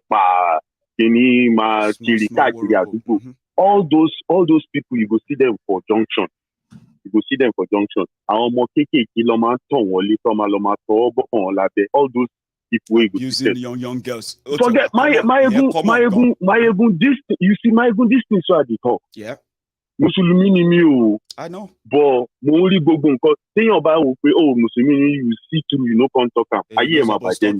Èyí tó máa ń bí mi nínú jù ni pé when you dey talk am as a Muslim, somebody as a Muslim just like a Muslim like you will say, but do you know that Christians are doing it too? Hello. I don't give a damn. They can do it. But me, èyí tí mo rí, I need to say it so that people need to understand. Yes. It's not as if I'm tarnishing the image of Islam. No. But if we don't say it, how can we fish out those animals? It is by making sure that they are not using Islam as a cover. And you as a Muslim, you don't take offense when criminals use Islam as a cover. I don't. Yes. I don't. Go on. I don't. So, you see that doctrination pé àwọn ọlọ́pàá, àwọn leaders ní ayé ní ò bá ti better jù báyìí lọ, nǹkan tó wà lórí wọn. So, that thing will continue to speak with them. That is why they are so scared of Nnamdi Kanu, but they are not scared of truth. But do you know that this Fulani, Hausa, Kiniko, it has been going on for long. We say, when are they small? My will see, we commit act of suicidal, as in suicide. You don't want to be with the crossbow, go play ball. It's Kotoche Bridge. This two are the talk now around that time. I think that time probably around 2000, 2001. I'm a cross Omi. I'm a Kenu. Go cross go the other village, go play ball. The other village, na Fulani, is just they call them Rugan Fulani. We go come go there Ruga. Rugan Fulani, we go there Ruga. We go drink there, no do everything. So you can't get one day. I don't know what's happen. One of us can go carry. We go play ball. For that, because when they go play ball, we can't cross, come back. I'm a great Kenu. I'm a cross. So as we can't go play ball. I don't know what one of them do. One Fulani guy, Omokekiri, in the carry their cattle under one malu. Be mi mo nǹkan tó pa wọ́n pọ̀. Ọmọ ẹ̀ bọ́ ṣe bẹ̀rẹ̀ sí ń jábọ́ ọmọ ẹ̀ ṣe lọ pé nǹkan go call seniors kan. We dey filmed, now we see those ones. What you are that what your money They didn't even come and find out what happened. I'm telling you, they didn't come. That's them beat the boy. The boy, it be like the boy don't go tell them say one no malu. No, they cherish their malu. They cherish their malu. So this guy, he can't go tell them as they come. As I come to say the rest of the day, I only what in South money. Emi madu kopami. Onole ya. Oh boy, we reach our day Etiomi sorry, Kenu. Now so we begin come up close, dive inside water. Now so we cross that water, na river Kaduna, they call it river Kaduna. Right. Owa village and koja, omi etobi. Now so we bashe da koja ni. So you could have been a different story today. I may never have known you, Ahmed. We know that somehow. Yeah, go on, Baba. So you see, they are those people. That fight has been there, Fulani Hausa. But what Bomole? Now the thing has been escalating. It's leaving Fulani and Hausa. And no longer it is. I remember the day I make that exposure, and including the video clip that covered it. I were like, the guys who did that recording, Daily Trust guys. You remember they declared them wanted though. Yeah. That those guys who came to expose that Fulani, Hausas are asking that they should be given guns to deal with the Fulanis killing them. That they are making them to be quiet all this way. Because once they talk, they say, Hausa Fulani. They think say they're all together. Those guys who did that documentary, they had to run away for cover. Maiyegun, you see that documentary that you share? Yeah. Katsina State, New Zamfara State, New Sokoto State, New State, where you see. Now between Fulani, like Sokoto now between Fulani and the Hausas and the Gobrawas, where they there. Now in be the fight, no be saying anybody. If not, waiting make Fulani they torment the people. They say they're saying a house of Fulani. You understand? And we told people, I said, it's all politics. Understand? When they say house of Fulani, there's nothing like house of Fulani. Nothing like that. It doesn't exist. There's nothing like that. There's nothing Fulani. Like that. There are others too. Sure you get. Now, if they want to use political nonsense, they'll say house of Fulani. But we'll continue telling people. And everything is just so fraudulent. You know the reason why you see Yorubas are more preferable to the Northerners because they see Yorubas like they are more of a Muslim people in the Yoruba, what would I call it? In the Yoruba region, more than the Igbo region. Because if you enter Igbo region, probably maybe 90-something% of Christians or other religion traditional. Then maybe the Igbos maybe 2 or 3%. So, Igbo completely because like you see them that how did he feed them that much? So they grew up realizing that they are big, they are relevant, they are powerful, they are Nigerian, right? Even if it doesn't reflect in their life, Abi. So and then they are Muslim, so which means they are in every way they are blessed. If they die poor, they are going someplace better. Now when they now realize that some people are elsewhere outside that region and they are not Muslim, how is that possible? But you know, in Yoruba land, you will see like Oshun. If you go like places like Oshun, afar, walk more. And they are they are typical of most of these northern affairs too. They are very violent. They are threatening. Very violent. Of course. And they actually support all this violence in Islam as well as a punishment to anybody that is a non-Muslim that they feel offended them. So you are right, Oshun. Of course. So even Dora is not that fanatic about Islam. It is now that some Muslim clerics in the north, in the western part of Nigeria, are beginning to wake up to reality. To speak against those characters. That is why you see that our father used to come out that talks about Yoruba nation. Those are the kind of people that begin to pop out. Say, we are not the same with these people. They begin to realize because not like the Northerners that the doctrine is just programmed like that way. They have been programmed that way, and they will never stop. So the best way for us, this thing, anybody that is watching you thinking, oh, they will come and unite Nigeria. Nigeria is gone. Thank you, Ahmed. Let me take another one. Lastly, before I go, the tabati that way you want to for Lawan, if the time I do my own for Amo. Quick one. everybody, Sadu Alemu Karimu, Sallallahu Alaihi Wasallam, Tabati Adabila, Wataba Magna Numalu, Oma Kasafe, Lana Razatala, Bobra, Tuama, Salato, Sidia Blue. Ayelawa Lonida. In Yoruba, which is why Koni can you imagine, Baba? Cow business is not a national business, it's not a Nigeria business, it's a private business. Shall people be mad? Aye yin oni da gbogbo yin tẹ́ bá ń tẹ̀lé àwọn people yìí ayé yin oni da lẹ́ọ̀kọ̀ọ̀kan. Àṣewà. Láti tiran ní tìdílé. God bless you. Òfúlẹ̀ máa ṣe. Ọlọ́run wa ní báyé tí wọ́n jẹ́ kó wá fi kó bá titi wa náà tí ó yé bàbá. No, láíláí ayé tí wá ti dà kò ti dà fún ẹni tí ò ní dà fún ni. Thank you so much. Ayé tí wá ti dà. Let me take this. Oh, AY, Abi, AY, AY, I mean, Citizen AY, how are you? Good.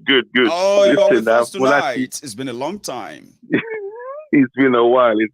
I just been watching the show. Not bad. Hanging in there. The weather's been dealing with me very well. But tell me about it. I mean, but we're managing. We're managing. We're getting there. Yes. Well done. And listen, great work that you're doing. Keep it up. We need to continue to wake our people up. And to be honest, you've been leading this charge from even for years, 10 years minimum. Yes. And you're continuing to do that. And I'm in full support. And all of us, I encourage every one of us who are in this struggle to emulate what you're doing, to continue to speak the truth, to shine a light, to open the mind and the eyes of our people to see the lies that we've been told for so long. We've been told lies for so long that many of us are blinded by those lies. It breaks out when you look around and you realize how much of these lies have actually been so entrenched in our system, in our psyche, in our daily living. And to actually come back from them is so sad. It is. To realize how long we have wasted in that box they placed us. And the moment you are out of it, the moment you are out of that box, it feels different. Yes. And you want other people to feel same. Yes. Can't you just take us? I mean, this is not about money. This is not about power. This is not about anything. It's about your thoughts. No. How do you think? What are the thoughts they embedded in you? How much of them have actually limited you as a person?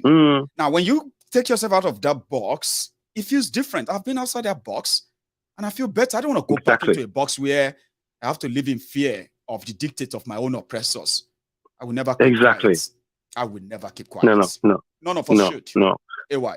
No, we should. There is something, right? AY. There is something I want to. I wish you would one of these days be part of our People's Parliament. Okay. You are one of the. You are one of the greatest assets. One of the most valuable assets. For the people of the Yoruba. No, listen. I wanted to say this to you all the time. I'm glad I'm saying it on here right now. Okay. Several times you have reached out to me to say, Maiyegun, you could please do this for me. I mean, let our people know that people like us also are here. We are doing our best, which is true. Somebody like AY deals with exposing the legal flaws of Nigeria, starting with the trashy book called The Constitution and many other things. He spent his time, researches and all that. He's got his channel. He's got his platforms here and there. Well, people are not paying attention to the right people. And somehow, I wish I have a way. I have a way around it and making everyone to see the kind of assets AY is for those who really want to know about emancipation of their mind first before emancipating others is by knowing what actually made the wrong thing that happened to you to be, in a way, a legal thing. How to know that no matter how they say it's legal, if you pay attention very well, you will realize that there is nothing legal. It's just a pure coercion. And AY is an asset in that regard.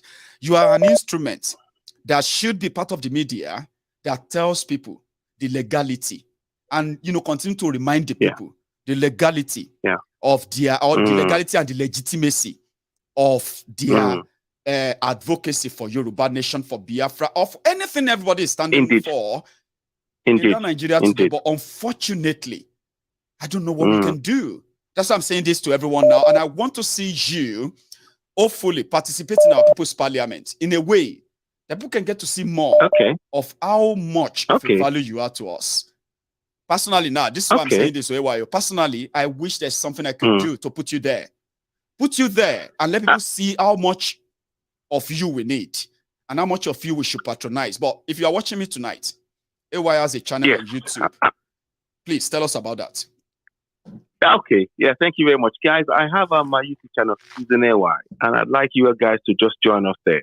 Just help spread the information. All we do on that channel is speak truth to power.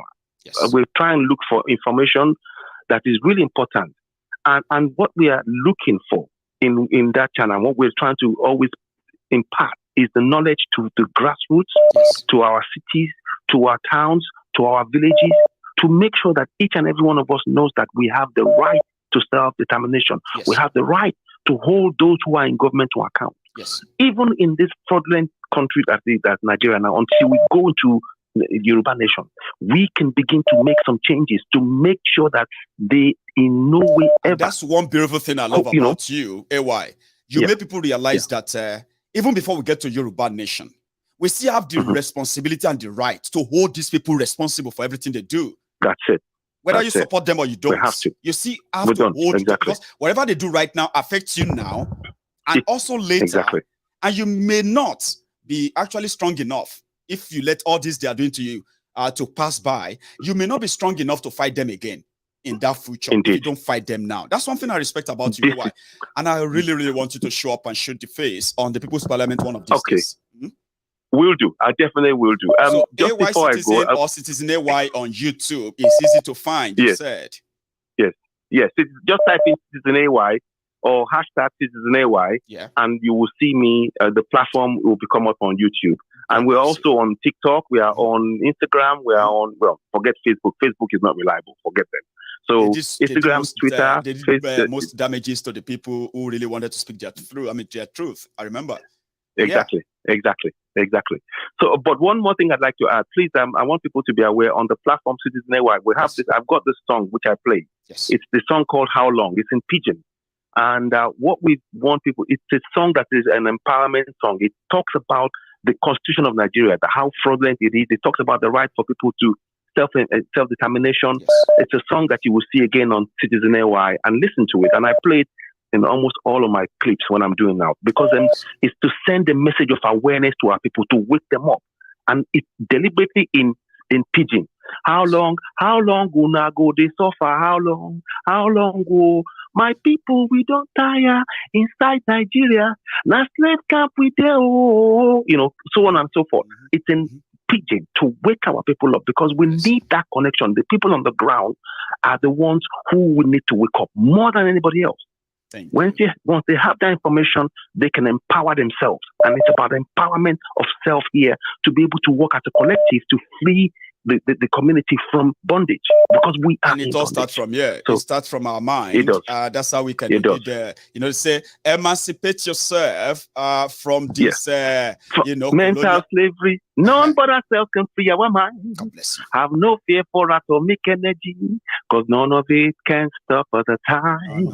How long must they keep our prophet? How long? While they side aside and sing, whoa. Some say it's just a part of it. We've got to fulfill the book. I want you help to sing.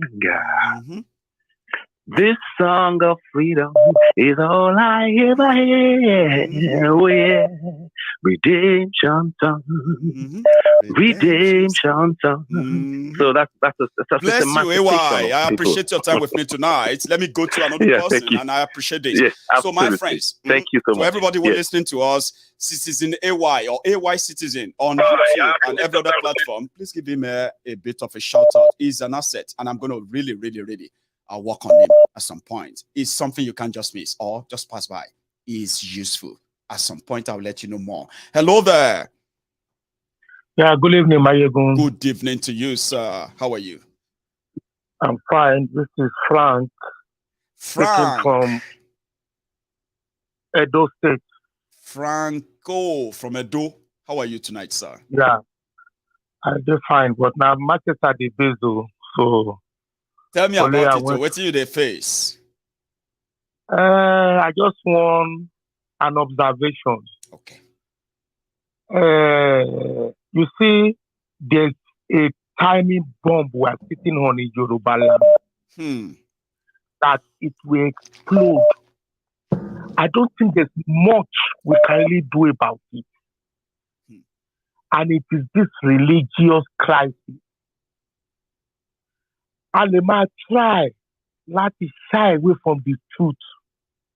But we cannot run away from it. You see, 70%, if I'm not mistaken, of the couch in Yoruba land. Àwọn èèyàn mi tó jẹ́ Mùsùlùmí, ẹ má bínú o, òtọ́rọ̀ ni mo sọ o. Franco, Baba, fire on. They are Muslims. 70% of the couch nílẹ̀ Yorùbá, they are Muslims. And this because is when they make small money, bomb. they want to go to Aji. They will say, Alaji Eleyi is silver, Alaji is silver. And you will see him at the bus stop, still bullying and extorting people, innocent people. I'm following you. People, you see, sir, let me say something, Frank.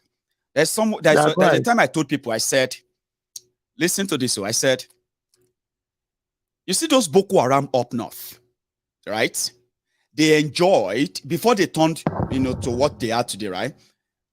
They enjoyed the political patronage, support of the political class of the northern Nigeria until they couldn't manage them anymore in that capacity, and they became what they have become today. I said Yoruba land, for example, our own future Boko Haram, our own future terrorists, they are coming from the Agberos, the thugs, the touts, all this you've just mentioned now.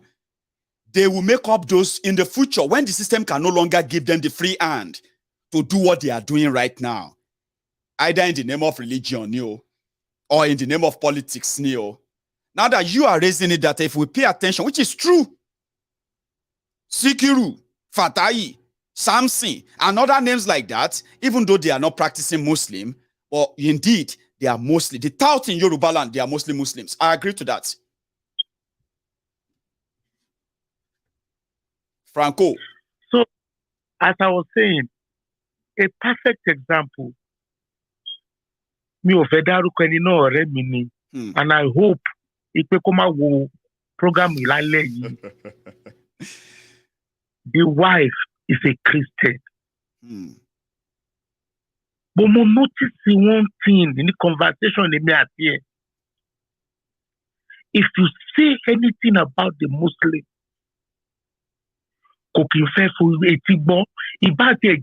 at least Ahmed was telling us some scenarios in the north, which he as a Muslim saw. Yes. And he feels this is not good. It's not right. This is not what he's teaching. And he could point it out. This, my friend, can never point it out. He will defend it. And he's quick to point to any abnormalities from the Christians. Just to deviate from taking responsibility. Exactly. And ìyàwó Christian ni. Mo wá ń wò ó pé òfin ilẹ̀ yìí, the laws of the land is the one that is holding this guy. If this guy is in Nigeria, ó wá wà nílẹ̀ Yorùbá, wọ́n wá gba ẹ̀sìn láyè, wọ́n ṣe ní north. Bọ̀bọ́ yẹn máa pààyàn torí Islam. In the name of Islam. He will do it and he will regret it. I want to say closet terrorists. We have many of them in Yoruba land too. They are closet terrorists. They haven't killed before. But when they see that people are killed in the name of Allah, they will defend it and say the people who killed it, they didn't do anything wrong. Why did those people also insulted Muhammad? In our religion, if you insult, they won't kill, right? Because they come from a place where it's not easy for you as a Yoruba Muslim to pick up a knife and say you are defending Muhammad and stab somebody or kill somebody.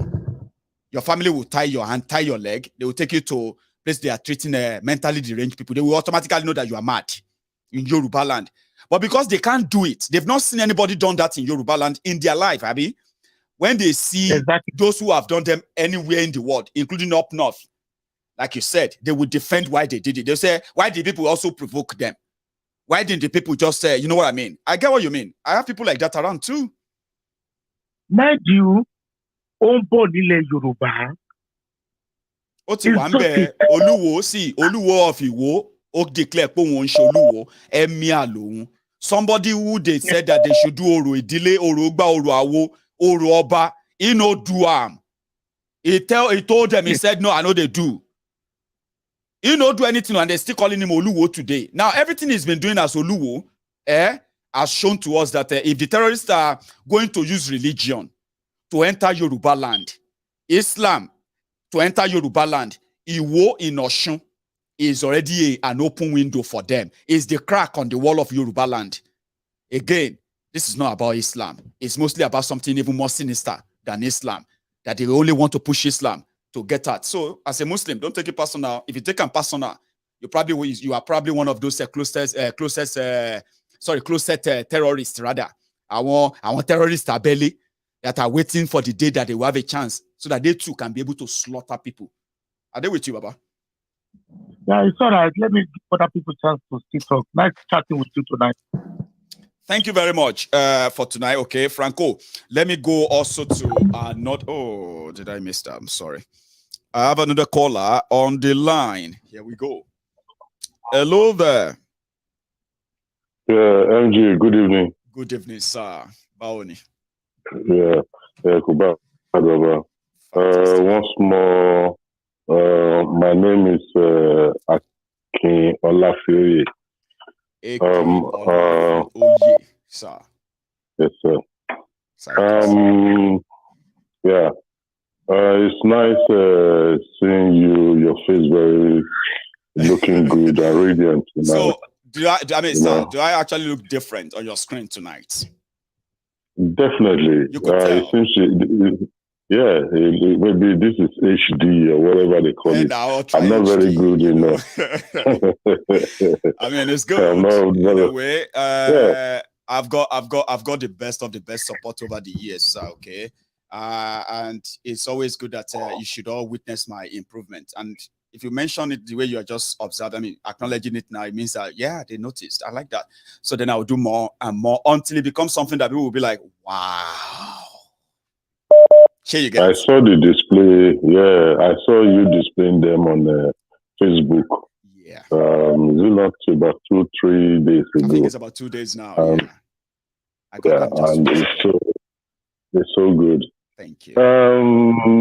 MG, thank you for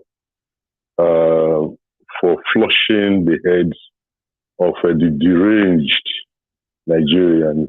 Majority of Nigerians, the Abroadians, the Beleleshuas, the Monleshuas, the Agberus, the Abobakus, the Oshogba, the Manjiri, the All-Righters, the Facebook bandits, all the above. Yeah, I'm not so. All the clan of the Cyberbarians. If you don't remember everything, you just round it up with all of the clans of the Cyberbarians. They have a clan in their camp. They have an empire anyway. The empire that will Wolule very soon. We'll see now. Go on. Yeah. Maiyegun, it is crystal clear that the Stockholm syndrome entrenched in the system of most Nigerians is epidemic and need to be flushed out by special psychiatrists who have a spiritual, native, or traditional background. We just abracadabra. I would love to see that. Exactly, to emancipate themselves from mental slavery in which they find themselves, just like AY has sung the song of Bob Marley. Emancipate yourself from mental slavery. I will sit down watching them killing our prophets, like sending them to exile, sending them to prison or jail, like Mazi, Namdi Kano, like Egboho, like Igboho, like Delegiwa, like the Sarawiwa and the Ogoninai. You see, these are the things, and we people, we fail to acknowledge and see beyond. Majority of us don't have a critical thinking and critical look into what is happening now. So we always we kind of get to we fail to learn from history, and therefore we are bound to repeat the same mistakes. And here we are. Exactly. And if this thing is not nipped or cut off from the branches, yes, like what the other guy says, and like what you say, you see the present admirals here, they are going to be our own terrorists later in the future. Now, if a system pop up tomorrow, sir, if a system pop up in Yoruba land tomorrow, for example, a new government that actually really represents Yoruba people, right? Let's say they pop up and they stop all this Agbero. Now, the worst fear is that what are they going to be feeding on? Many of them are not really trained. They are not educated enough to actually get themselves employed. Even those who are graduates are still not employed, because some of them are unemployable. Now, at the end of the day, we need to survive. Sure, you know, some of them will have families, they have children. All of these things will stop the moment the free money stops. Some of them will pick up a normal job in a system that is now providing an informal or formal system that provides a job, right? So they have to work for the money. A lot of them won't want to work because they've never really worked for money. And if they work, the money will not be enough. Now, people don't know that when that future comes, these are going to be our own terrorists in Yoruba land. And that should worry everybody who actually really cares, not about today, but that tomorrow. Just sit down and think. When this whole thing stops, like the Boko Haram up north, would you and I be safe again when they have no access or the right to publicly extort you, bully you, take from you, when they can no longer do that? How would they feed? I mean, how would they fund the lifestyle that the rotten system Nigeria gave to them? That is why I said that they are our own future Boko Haram. So another person can tell me I'm wrong, and I'll gladly agree and say, well, maybe not my own theory, no, they work. But that worries me, because we know who they are: extortionists, more so for politicians. They are of no good. They are not. They have no of. I mean, they are not of any good. We know that. We are just tolerating them because they have made us to get used to them. A day when they no longer have that money, the political clouds, sure, you and I will be safe, Sha? I don't think so. Like what you were pondering on and what we are hammering. Yes. You see, they always say something in Yoruba land that no matter how long a rain beats a leopard, it can never change its stripes. Never. Because they grew up in the system they have from their day one. I told you some time ago, in the 80s, I was going to Atoshodi there, and I saw these young boys from the age of 8 to 15 sleeping on the flyover. These are the boys that don't go to school. They don't have any tertiary education. They don't go to any training school for any kind of handwork. Then at the end of the day, these are the boys that grew up to be the area boys now. So how are you going to tame them? Those have become the age of 40, 50. This is how they have grew up in the hardship, the ash economy, or the ash outside of Nigeria. A child survived that system. You didn't know how. Nobody knows how. Suddenly it just appears somewhere because it could shoot well, it could box well, or it could break bottle well. And now he's known with some politicians. Nobody knows his story. Suddenly they want him to be good. They say, he's a very good person. If you go closer to him, are you sure? Are you sure you know his story? Are you sure you know the story of so many of these injured or wounded young Yorubas who are now grown-up men and women? Are you sure you know what they have been through? Anyway. People will never. Saying Kolu, the second one is saying Kolu. reading from telecomputer, teleprompter. Yeah, I'm passing questions meant for him to the members of his illicit cabinet members, which I see is tantamount to ridicule Nigerians. And some people, they were even telling me that, look at Joe Biden telling Fauci I say, why are you comparing? Yeah, why do you always like to try to make things that are not even there? Look at this man who cannot, with his theatrical brouhaha, and and every other thing that doesn't make any sense for real, that now made him be talking in the language of the gods. Esa, you mentioned Biden and Fauci. Yeah. Now, Biden is the president of America. Fauci is the national, what do you call it? Can we even call him the national doctor on COVID and everything around it since it all started? So, which means he's an expert. That is area of specialization. So you get the Biden was answering question from, is the president of America. He's answering question from the journalist. Then they asked a question about the COVID. Fauci was there and he said, hey, come here. He will answer it and give you the real detail. The real information. Exactly. Tinubu wants to be president of Nigeria. He read it, proposed, he said, I'm going to do this, I'm going to do that, I'm going to do this. Now, you've read all you wrote. I want to ask you questions directly now. Now, tell us how you're going to do that. How about you tell us? Because now you they seek for job. But you look at, he said, is a team ship.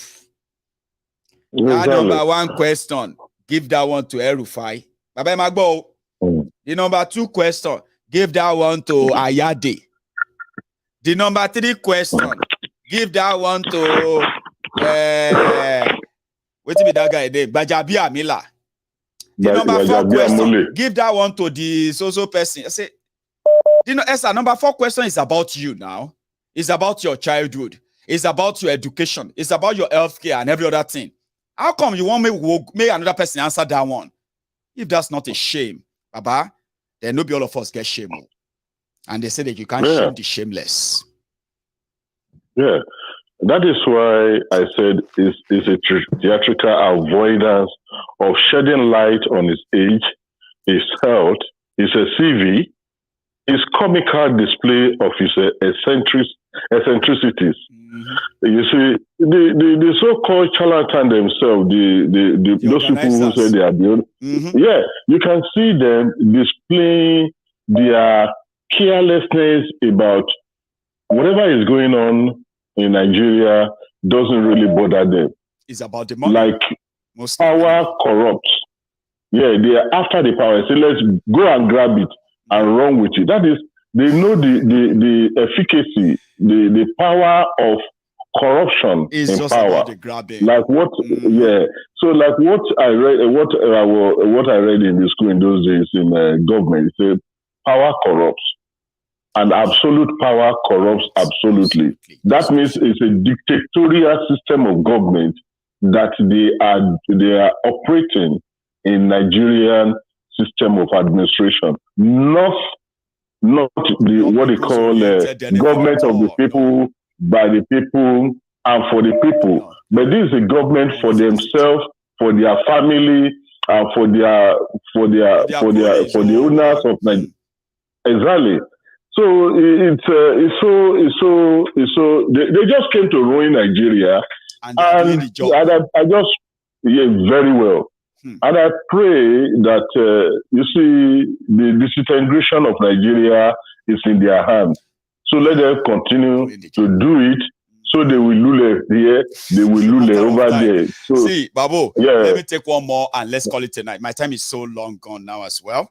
And thank you, hopefully this quality of our broadcast will improve more and more enough that those who are seeing us for the first time, they would love to stay. So, Baba, thank you so much. You should have a good one. Thank you, Baba. Yeah. Thank you. Now, I've got hello there. Maiyegun Baba, the 10-star general. Yes, sir. How are you? Long time. We praise God. Oh, now wow, now really long time. You know, say you they crack the thing. You rubber don't hit road. You know they stop. God bless you, my brother. I know. Well, it is what it is. As much as I've missed many of you, I bet many of you never actually really missed the show that much because you've always been behind the scene. I can feel that. Oh, definitely. We not feel miss those talk now. Which one you there? Apart from the time where I did Nigeria, where you told na she told. No go feel easily get struggling to get connected again. You know, so you just instead wow they suffer myself like this, make I just go, you know, until I come back and relax. But thank you for all the people where they support this program where they keep on going on. We praise God. Let me thank them. So I have been so lucky to have the best of the best people around me, and I have been so good in utilizing that as well. And it can only get better. Yes. Thank God. And I see your display is beautiful. You too, you go feel me. You see, every second when I look at my screen, I'm like, now maybe this. I look nice. Okay, let me smile. You know that kind of thing, Because I can imagine what it looks like on your screen when you have that your big flat screen, and you are watching and you're like, look at my it be like say make a come out for that TV. Make a come out. Make we remove her, make we put her for here. Yeah, but it get so thank you so much to all of you. Where they put this smile on my face, because now they put a smile. See Maiyegun, smile. If I still remove you from my big screen, I will put you down there. Because Nigerian politicians. Don't worry. I go help me content. Only that one I go say that you do. See, Baba, even me, I won't come on myself for here and put for this table. I say, now maybe this year fine. You know that kind of thing, So you can tell it's all from a family that we feel positive around ourselves, and we are not just thinking about ourselves. We also reach out to help others too, which is something that actually makes us kind of. I think that's what actually built a bond for us here. In a way, we see ourselves as wherever we might be. We just see ourselves so bonded that we could help ourselves as much as we could. So I appreciate that, Baba. I do. Right. And thank you for also acknowledging it anyway. So yeah, go on. So my brother, I just want to comment on two of those things that we've been talking about. The first one is the issue of the future Boko Haram of Yoruba land. Oh, you know, that actually touches you too, because I've been saying that many times, and I'm glad that people are beginning to see it too. Like, what's going to happen to them if all this they are enjoying today, all of these things that they are using them for today, once they are no longer there, how are we sure that the rest of us are going to be safe in Yoruba land from this? Well, let's you see, the only one thing that disturbs me about Yoruba land, even though it's got its very clear solution, you know, but the only one thing that disturbs me is if there is no political stability in Yoruba land after this Nigeria horror era, you know, that will create and when I say political instability, I'm talking about these people who are at the top quarreling with each other over personal issues. You know, not understanding that if you set your hands to a plow, if you say this is a nation, if you say this is a company, we are all building together. You forget about, you die to your own personal things. You know, you separate your private life from business. Somebody insults you and insults you here and there. That's a private business. Deal with them privately. If you are going for Yoruba Nation, go for Yoruba Nation. But I believe the solution to that is going to be a proper legal system, a proper legislative system put in place. Including proper political process. Yes. You said including proper political process, because when you want to carry out any kind of effect, you need the people that believe in it to lead the charge. That's right. When these guys, like you said, when this whole thing finally crashes, right, you need people who have the clearer political understanding of why they are representing the people is to take people out of it. So let's say process out. See, I'm even planning that I'm going to do a very studious program on this. Okay, detail by detail. You know, they need clear vision. They need how clear this actually really work. Well, Yes, yes, that's the word. How this thing is going to work. It's not just what we want, it's how we are going to get what we want. How does it? How You know, do we make it work for us? Mm-hmm. But I trust the Yorubas because of their education and the desire for excellence. They always desire to excel. Yes. You know, they desire excellence a lot. So you will find, even though you can find very many mad people, very many people who want to feed their bellies, but you will also find just these few who don't care about their bellies. Yeah, there are very much people who want something better for their. I agree. I agree. So I believe this is the hope we will have against all these touts we're talking about. I'm telling you, if nobody does anything, definitely we're going to have. But that, you see, if you want to have Gotham City at Yoruba land, it's not going to work, and there's no point in looking for Yoruba nation. You know, so I believe the whole point of struggling to get Yoruba nation is to remove these criminal elements. You know, when I say criminal elements, I'm not talking about human beings. I'm talking about these kind of things that happen, or monile, garage people. You know, remove all the even police. We are not even talking about the damages. These things have done us, enough. If maybe when we begin to explain to people what this really means in the context of as a people, let's say Yoruba land is a country, right? As a country, and it has a government. At this point, when you look at the menace that these guys, politicians have created through this Omonile, this Agbero, that, and other vices, we need Yorubas to start seeing in the real context of the damages this actually pose to people of Yoruba land. Do you know that at present, Yorubas endorse it? Do you know that at present, Yorubas endorse this thing? They see it as so normal, you know. They see it as normal. If you're building your house, suddenly they show up. They'll say, foundation. You build to decking, decking. You build to, they will just appear, you know. They look, everything appear normal because it's normalized here now. You know, that's the problem. We've normalized it. There's washing sunny, yeah. Washing sunny, yeah. My brother, I build my house, so that's how much I pay. It's not normal. It's not right. It's only God who saved me. It's only God who saved me. When I went, the first time I went to Nigeria after a long time, which was 2019, 2020, when I got to Nigeria. No, but it's Bamidanu. Because if you see me, I wear no money. Our money, and I will challenge them like this. Me and my brother, we will challenge them like they have their guns. Is that not terrorism? They have their guns. They have their cutlasses. They have everything. They are like 30. I have videos of them. Of police. They have DPO. They have judges. They have army. They have everybody in their pocket that they pay to. If you run to them, and then you go no say it's beyond the cutlass they are showing you. Okay, don't know the thing say you get money or you come from abroad. Okay, by the time you run to those places, you now realize that it's more than just those cutlass. What kind of system is correct? That? So that is one that I wanted to comment on. That I believe that, you know, you see all these Yoruba nation, Biafra that we're talking about, they are not things that are being created by human hands. Believe me, I will not lie to you. It is God who is engineering all these things. That is why, you know, you have to know why would God be doing all this.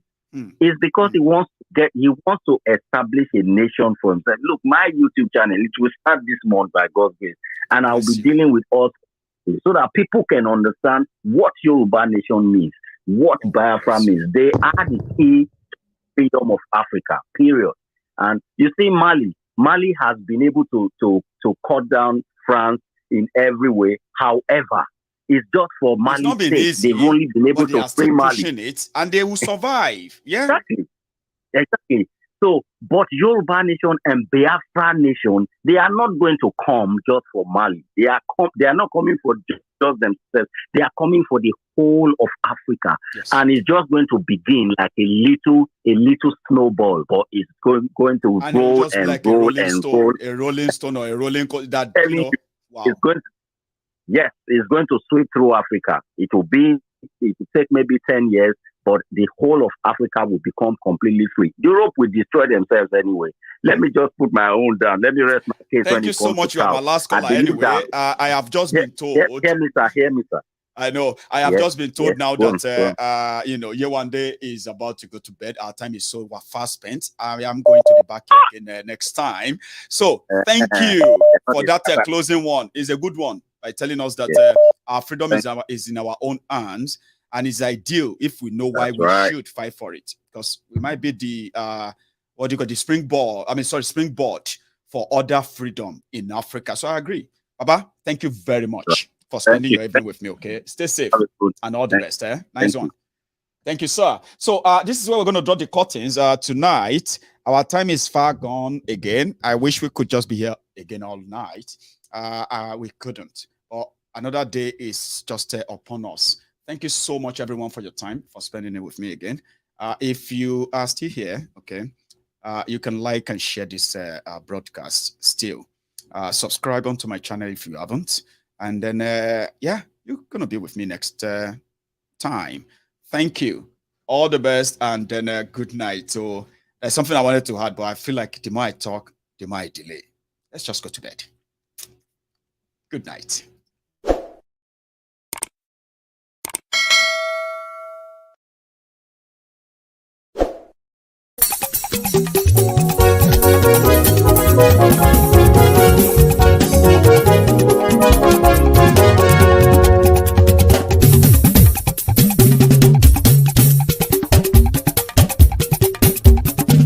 Maiyegun làwọn mọ̀ làmọ̀ tó dòdòdò. Maiyegun Diary, Nayibi #1. Maiyegun làwọn mọ̀ làmọ̀ tó dòdòdò. Maiyegun Diary, Nayibi #1. Maiyegun ti dé o, ọ̀rẹ́ ará ìlú. Maiyegun Diary, Nayibi #1. Lórí Facebook, lórí YouTube. Maiyegun Diary, Nayibi #1. Gbogbo bó ṣe ń lọ ni Maiyegun já wa sí. Maiyegun Diary, Nayibi #1. Àṣírí ọ̀jẹ̀lú kì í bò níbẹ̀ o. Maiyegun Diary, Nayibi #1.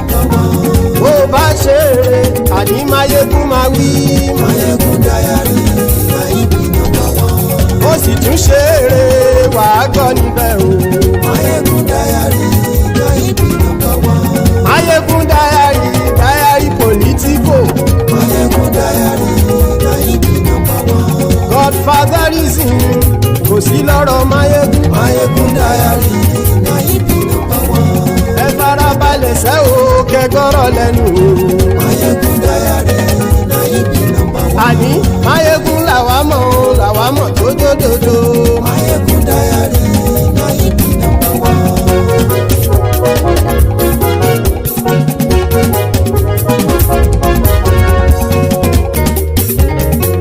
Àní ẹ̀sùn ràkì. Maiyegun ti dé. Maiyegun ti dé. Ọ̀jẹ̀lú ẹ̀sùn ràkì. Maiyegun ti dé. Àní ẹ̀sùn ràkì. Maiyegun ti dé. Lórí Facebook. Maiyegun ti dé. Àní ẹ̀sùn ràkì. Maiyegun ti dé. Lórí YouTube. Maiyegun ti dé. Àní ẹ̀sùn ràkì.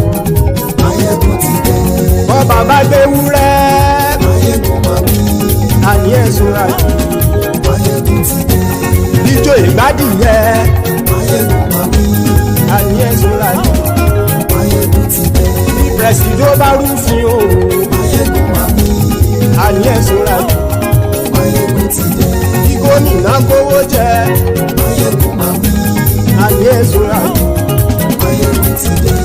Ọlọ́pàá tí ń gba rìbá. Maiyegun máa wí. Àní ẹ̀sùn ràkì. Maiyegun ti dé. Aṣòfin tí ń rúfin o. Maiyegun máa wí. Àní ẹ̀sùn ràkì. Maiyegun ti dé. Òpùrọ́ olóṣèlú. Maiyegun máa wí. Àní ẹ̀sùn ràkì. Maiyegun ti dé. Ọ̀jẹ̀lú ẹ̀sùn ràkì. Maiyegun ti dé. Àní ẹ̀sùn ràkì. Maiyegun ti dé.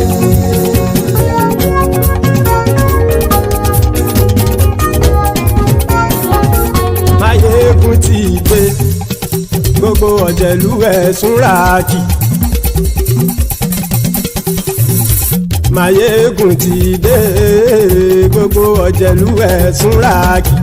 ṣùgbọ́n ní bá ti ṣe èyí tó yẹ kí wọ́n ṣe ọmọ bá dèrò ní fi wọ́n níran o. Maiyegun ti dé gbogbo ọ̀jẹ̀lú ẹ̀ súnra kí. Maiyegun ti dé gbogbo ọ̀jẹ̀lú ẹ̀ súnra kí. ṣùgbọ́n ní bá ti ṣe yìí tó yẹ kí wọ́n ṣe ọmọ bá dẹ́rọ̀ ò ní fi wọ́n níran. wọ́n fowó bẹ́ẹ̀ o Maiyegun ó sọ pé wọ́n ò bẹ́ẹ̀ wọ́n fowó bẹ́ẹ̀ Maiyegun ó sọ pé wọ́n ò bẹ́ẹ̀ oníkan ṣáàtì ṣe yìí tó yẹ kí wọ́n ṣe fáwọn ará ìlú tó gbé wọn débẹ̀ o ayé. Maiyegun ti dé gbogbo ọ̀jẹ̀lú ẹ̀ súnra kí. Maiyegun ti dé gbogbo ọ̀jẹ̀lú ẹ̀ súnra kí. ṣùgbọ́n ní bá ti ṣe yìí tó yẹ kí wọ́n ṣe ọmọ bá dẹ́rọ̀ ò ní fi wọ́n níran. kì máa yí ṣe eré ọ̀rọ̀ yìí kì í ṣe ẹ̀fẹ̀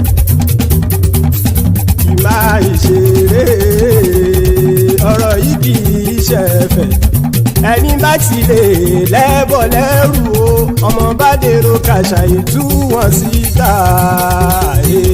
Maiyegun ti dé gbogbo ọ̀jẹ̀lú ẹ̀ súnra kí. Maiyegun ti dé gbogbo ọ̀jẹ̀lú ẹ̀ súnra kí. ṣùgbọ́n ní bá ti ṣe yìí tó yẹ kí wọ́n ṣe ọmọ bá dẹ́rọ̀ ò ní fi wọ́n níran. tẹnitẹni ọmọ Maiyegun ọ̀rẹ́ ara ìlú mọ̀mọ́ ni mo fọlọ́run ṣọ́ ẹ̀ bá kìlẹ́bù lóòótọ́ olódodo ìlú ọ̀tá ìlú mọ̀mọ́ ni ìwọ ṣá máa ń ṣọ́ra kò sì mọ́ bẹ̀rù bọ́tà ń lérí bóníṣègùn lé káwọn mọ̀mọ́ fi ṣera wọn ni ó ti dẹrùn tí wọn ò gbọ́dọ̀ sì mọ́ bẹ̀. èèpo ọ̀gọ̀ lọmọ bá dérò tàjẹ́ ò gbọ́dọ̀ jẹ́ ó ti dọba lórí àbínú ẹni kò sì mọ́ bùyà àìsíwọ̀lú ní ẹnìkẹ́ ìgbódì ẹyin lábàrá o ó kó ẹni tó bá dán o àkàmù. Maiyegun ti dé gbogbo ọ̀jẹ̀lú ẹ̀ túnra kì. Maiyegun ti dé gbogbo ọ̀jẹ̀lú ẹ̀ túnra kì o ẹni bá ti ṣe yìí tó yẹ kí wọ́n ṣe ọmọ bá dèrò òní fi wọ́n níran o. Maiyegun ti dé gbogbo ọ̀jẹ̀lú ẹ̀ súnra kí. Maiyegun ti dé gbogbo ọ̀jẹ̀lú ẹ̀ súnra kí. ṣùgbọ́n ní bá ti ṣe yìí tó yẹ kí wọ́n ṣe ọmọ bá dẹ́rọ̀ ò ní fi wọ́n níran.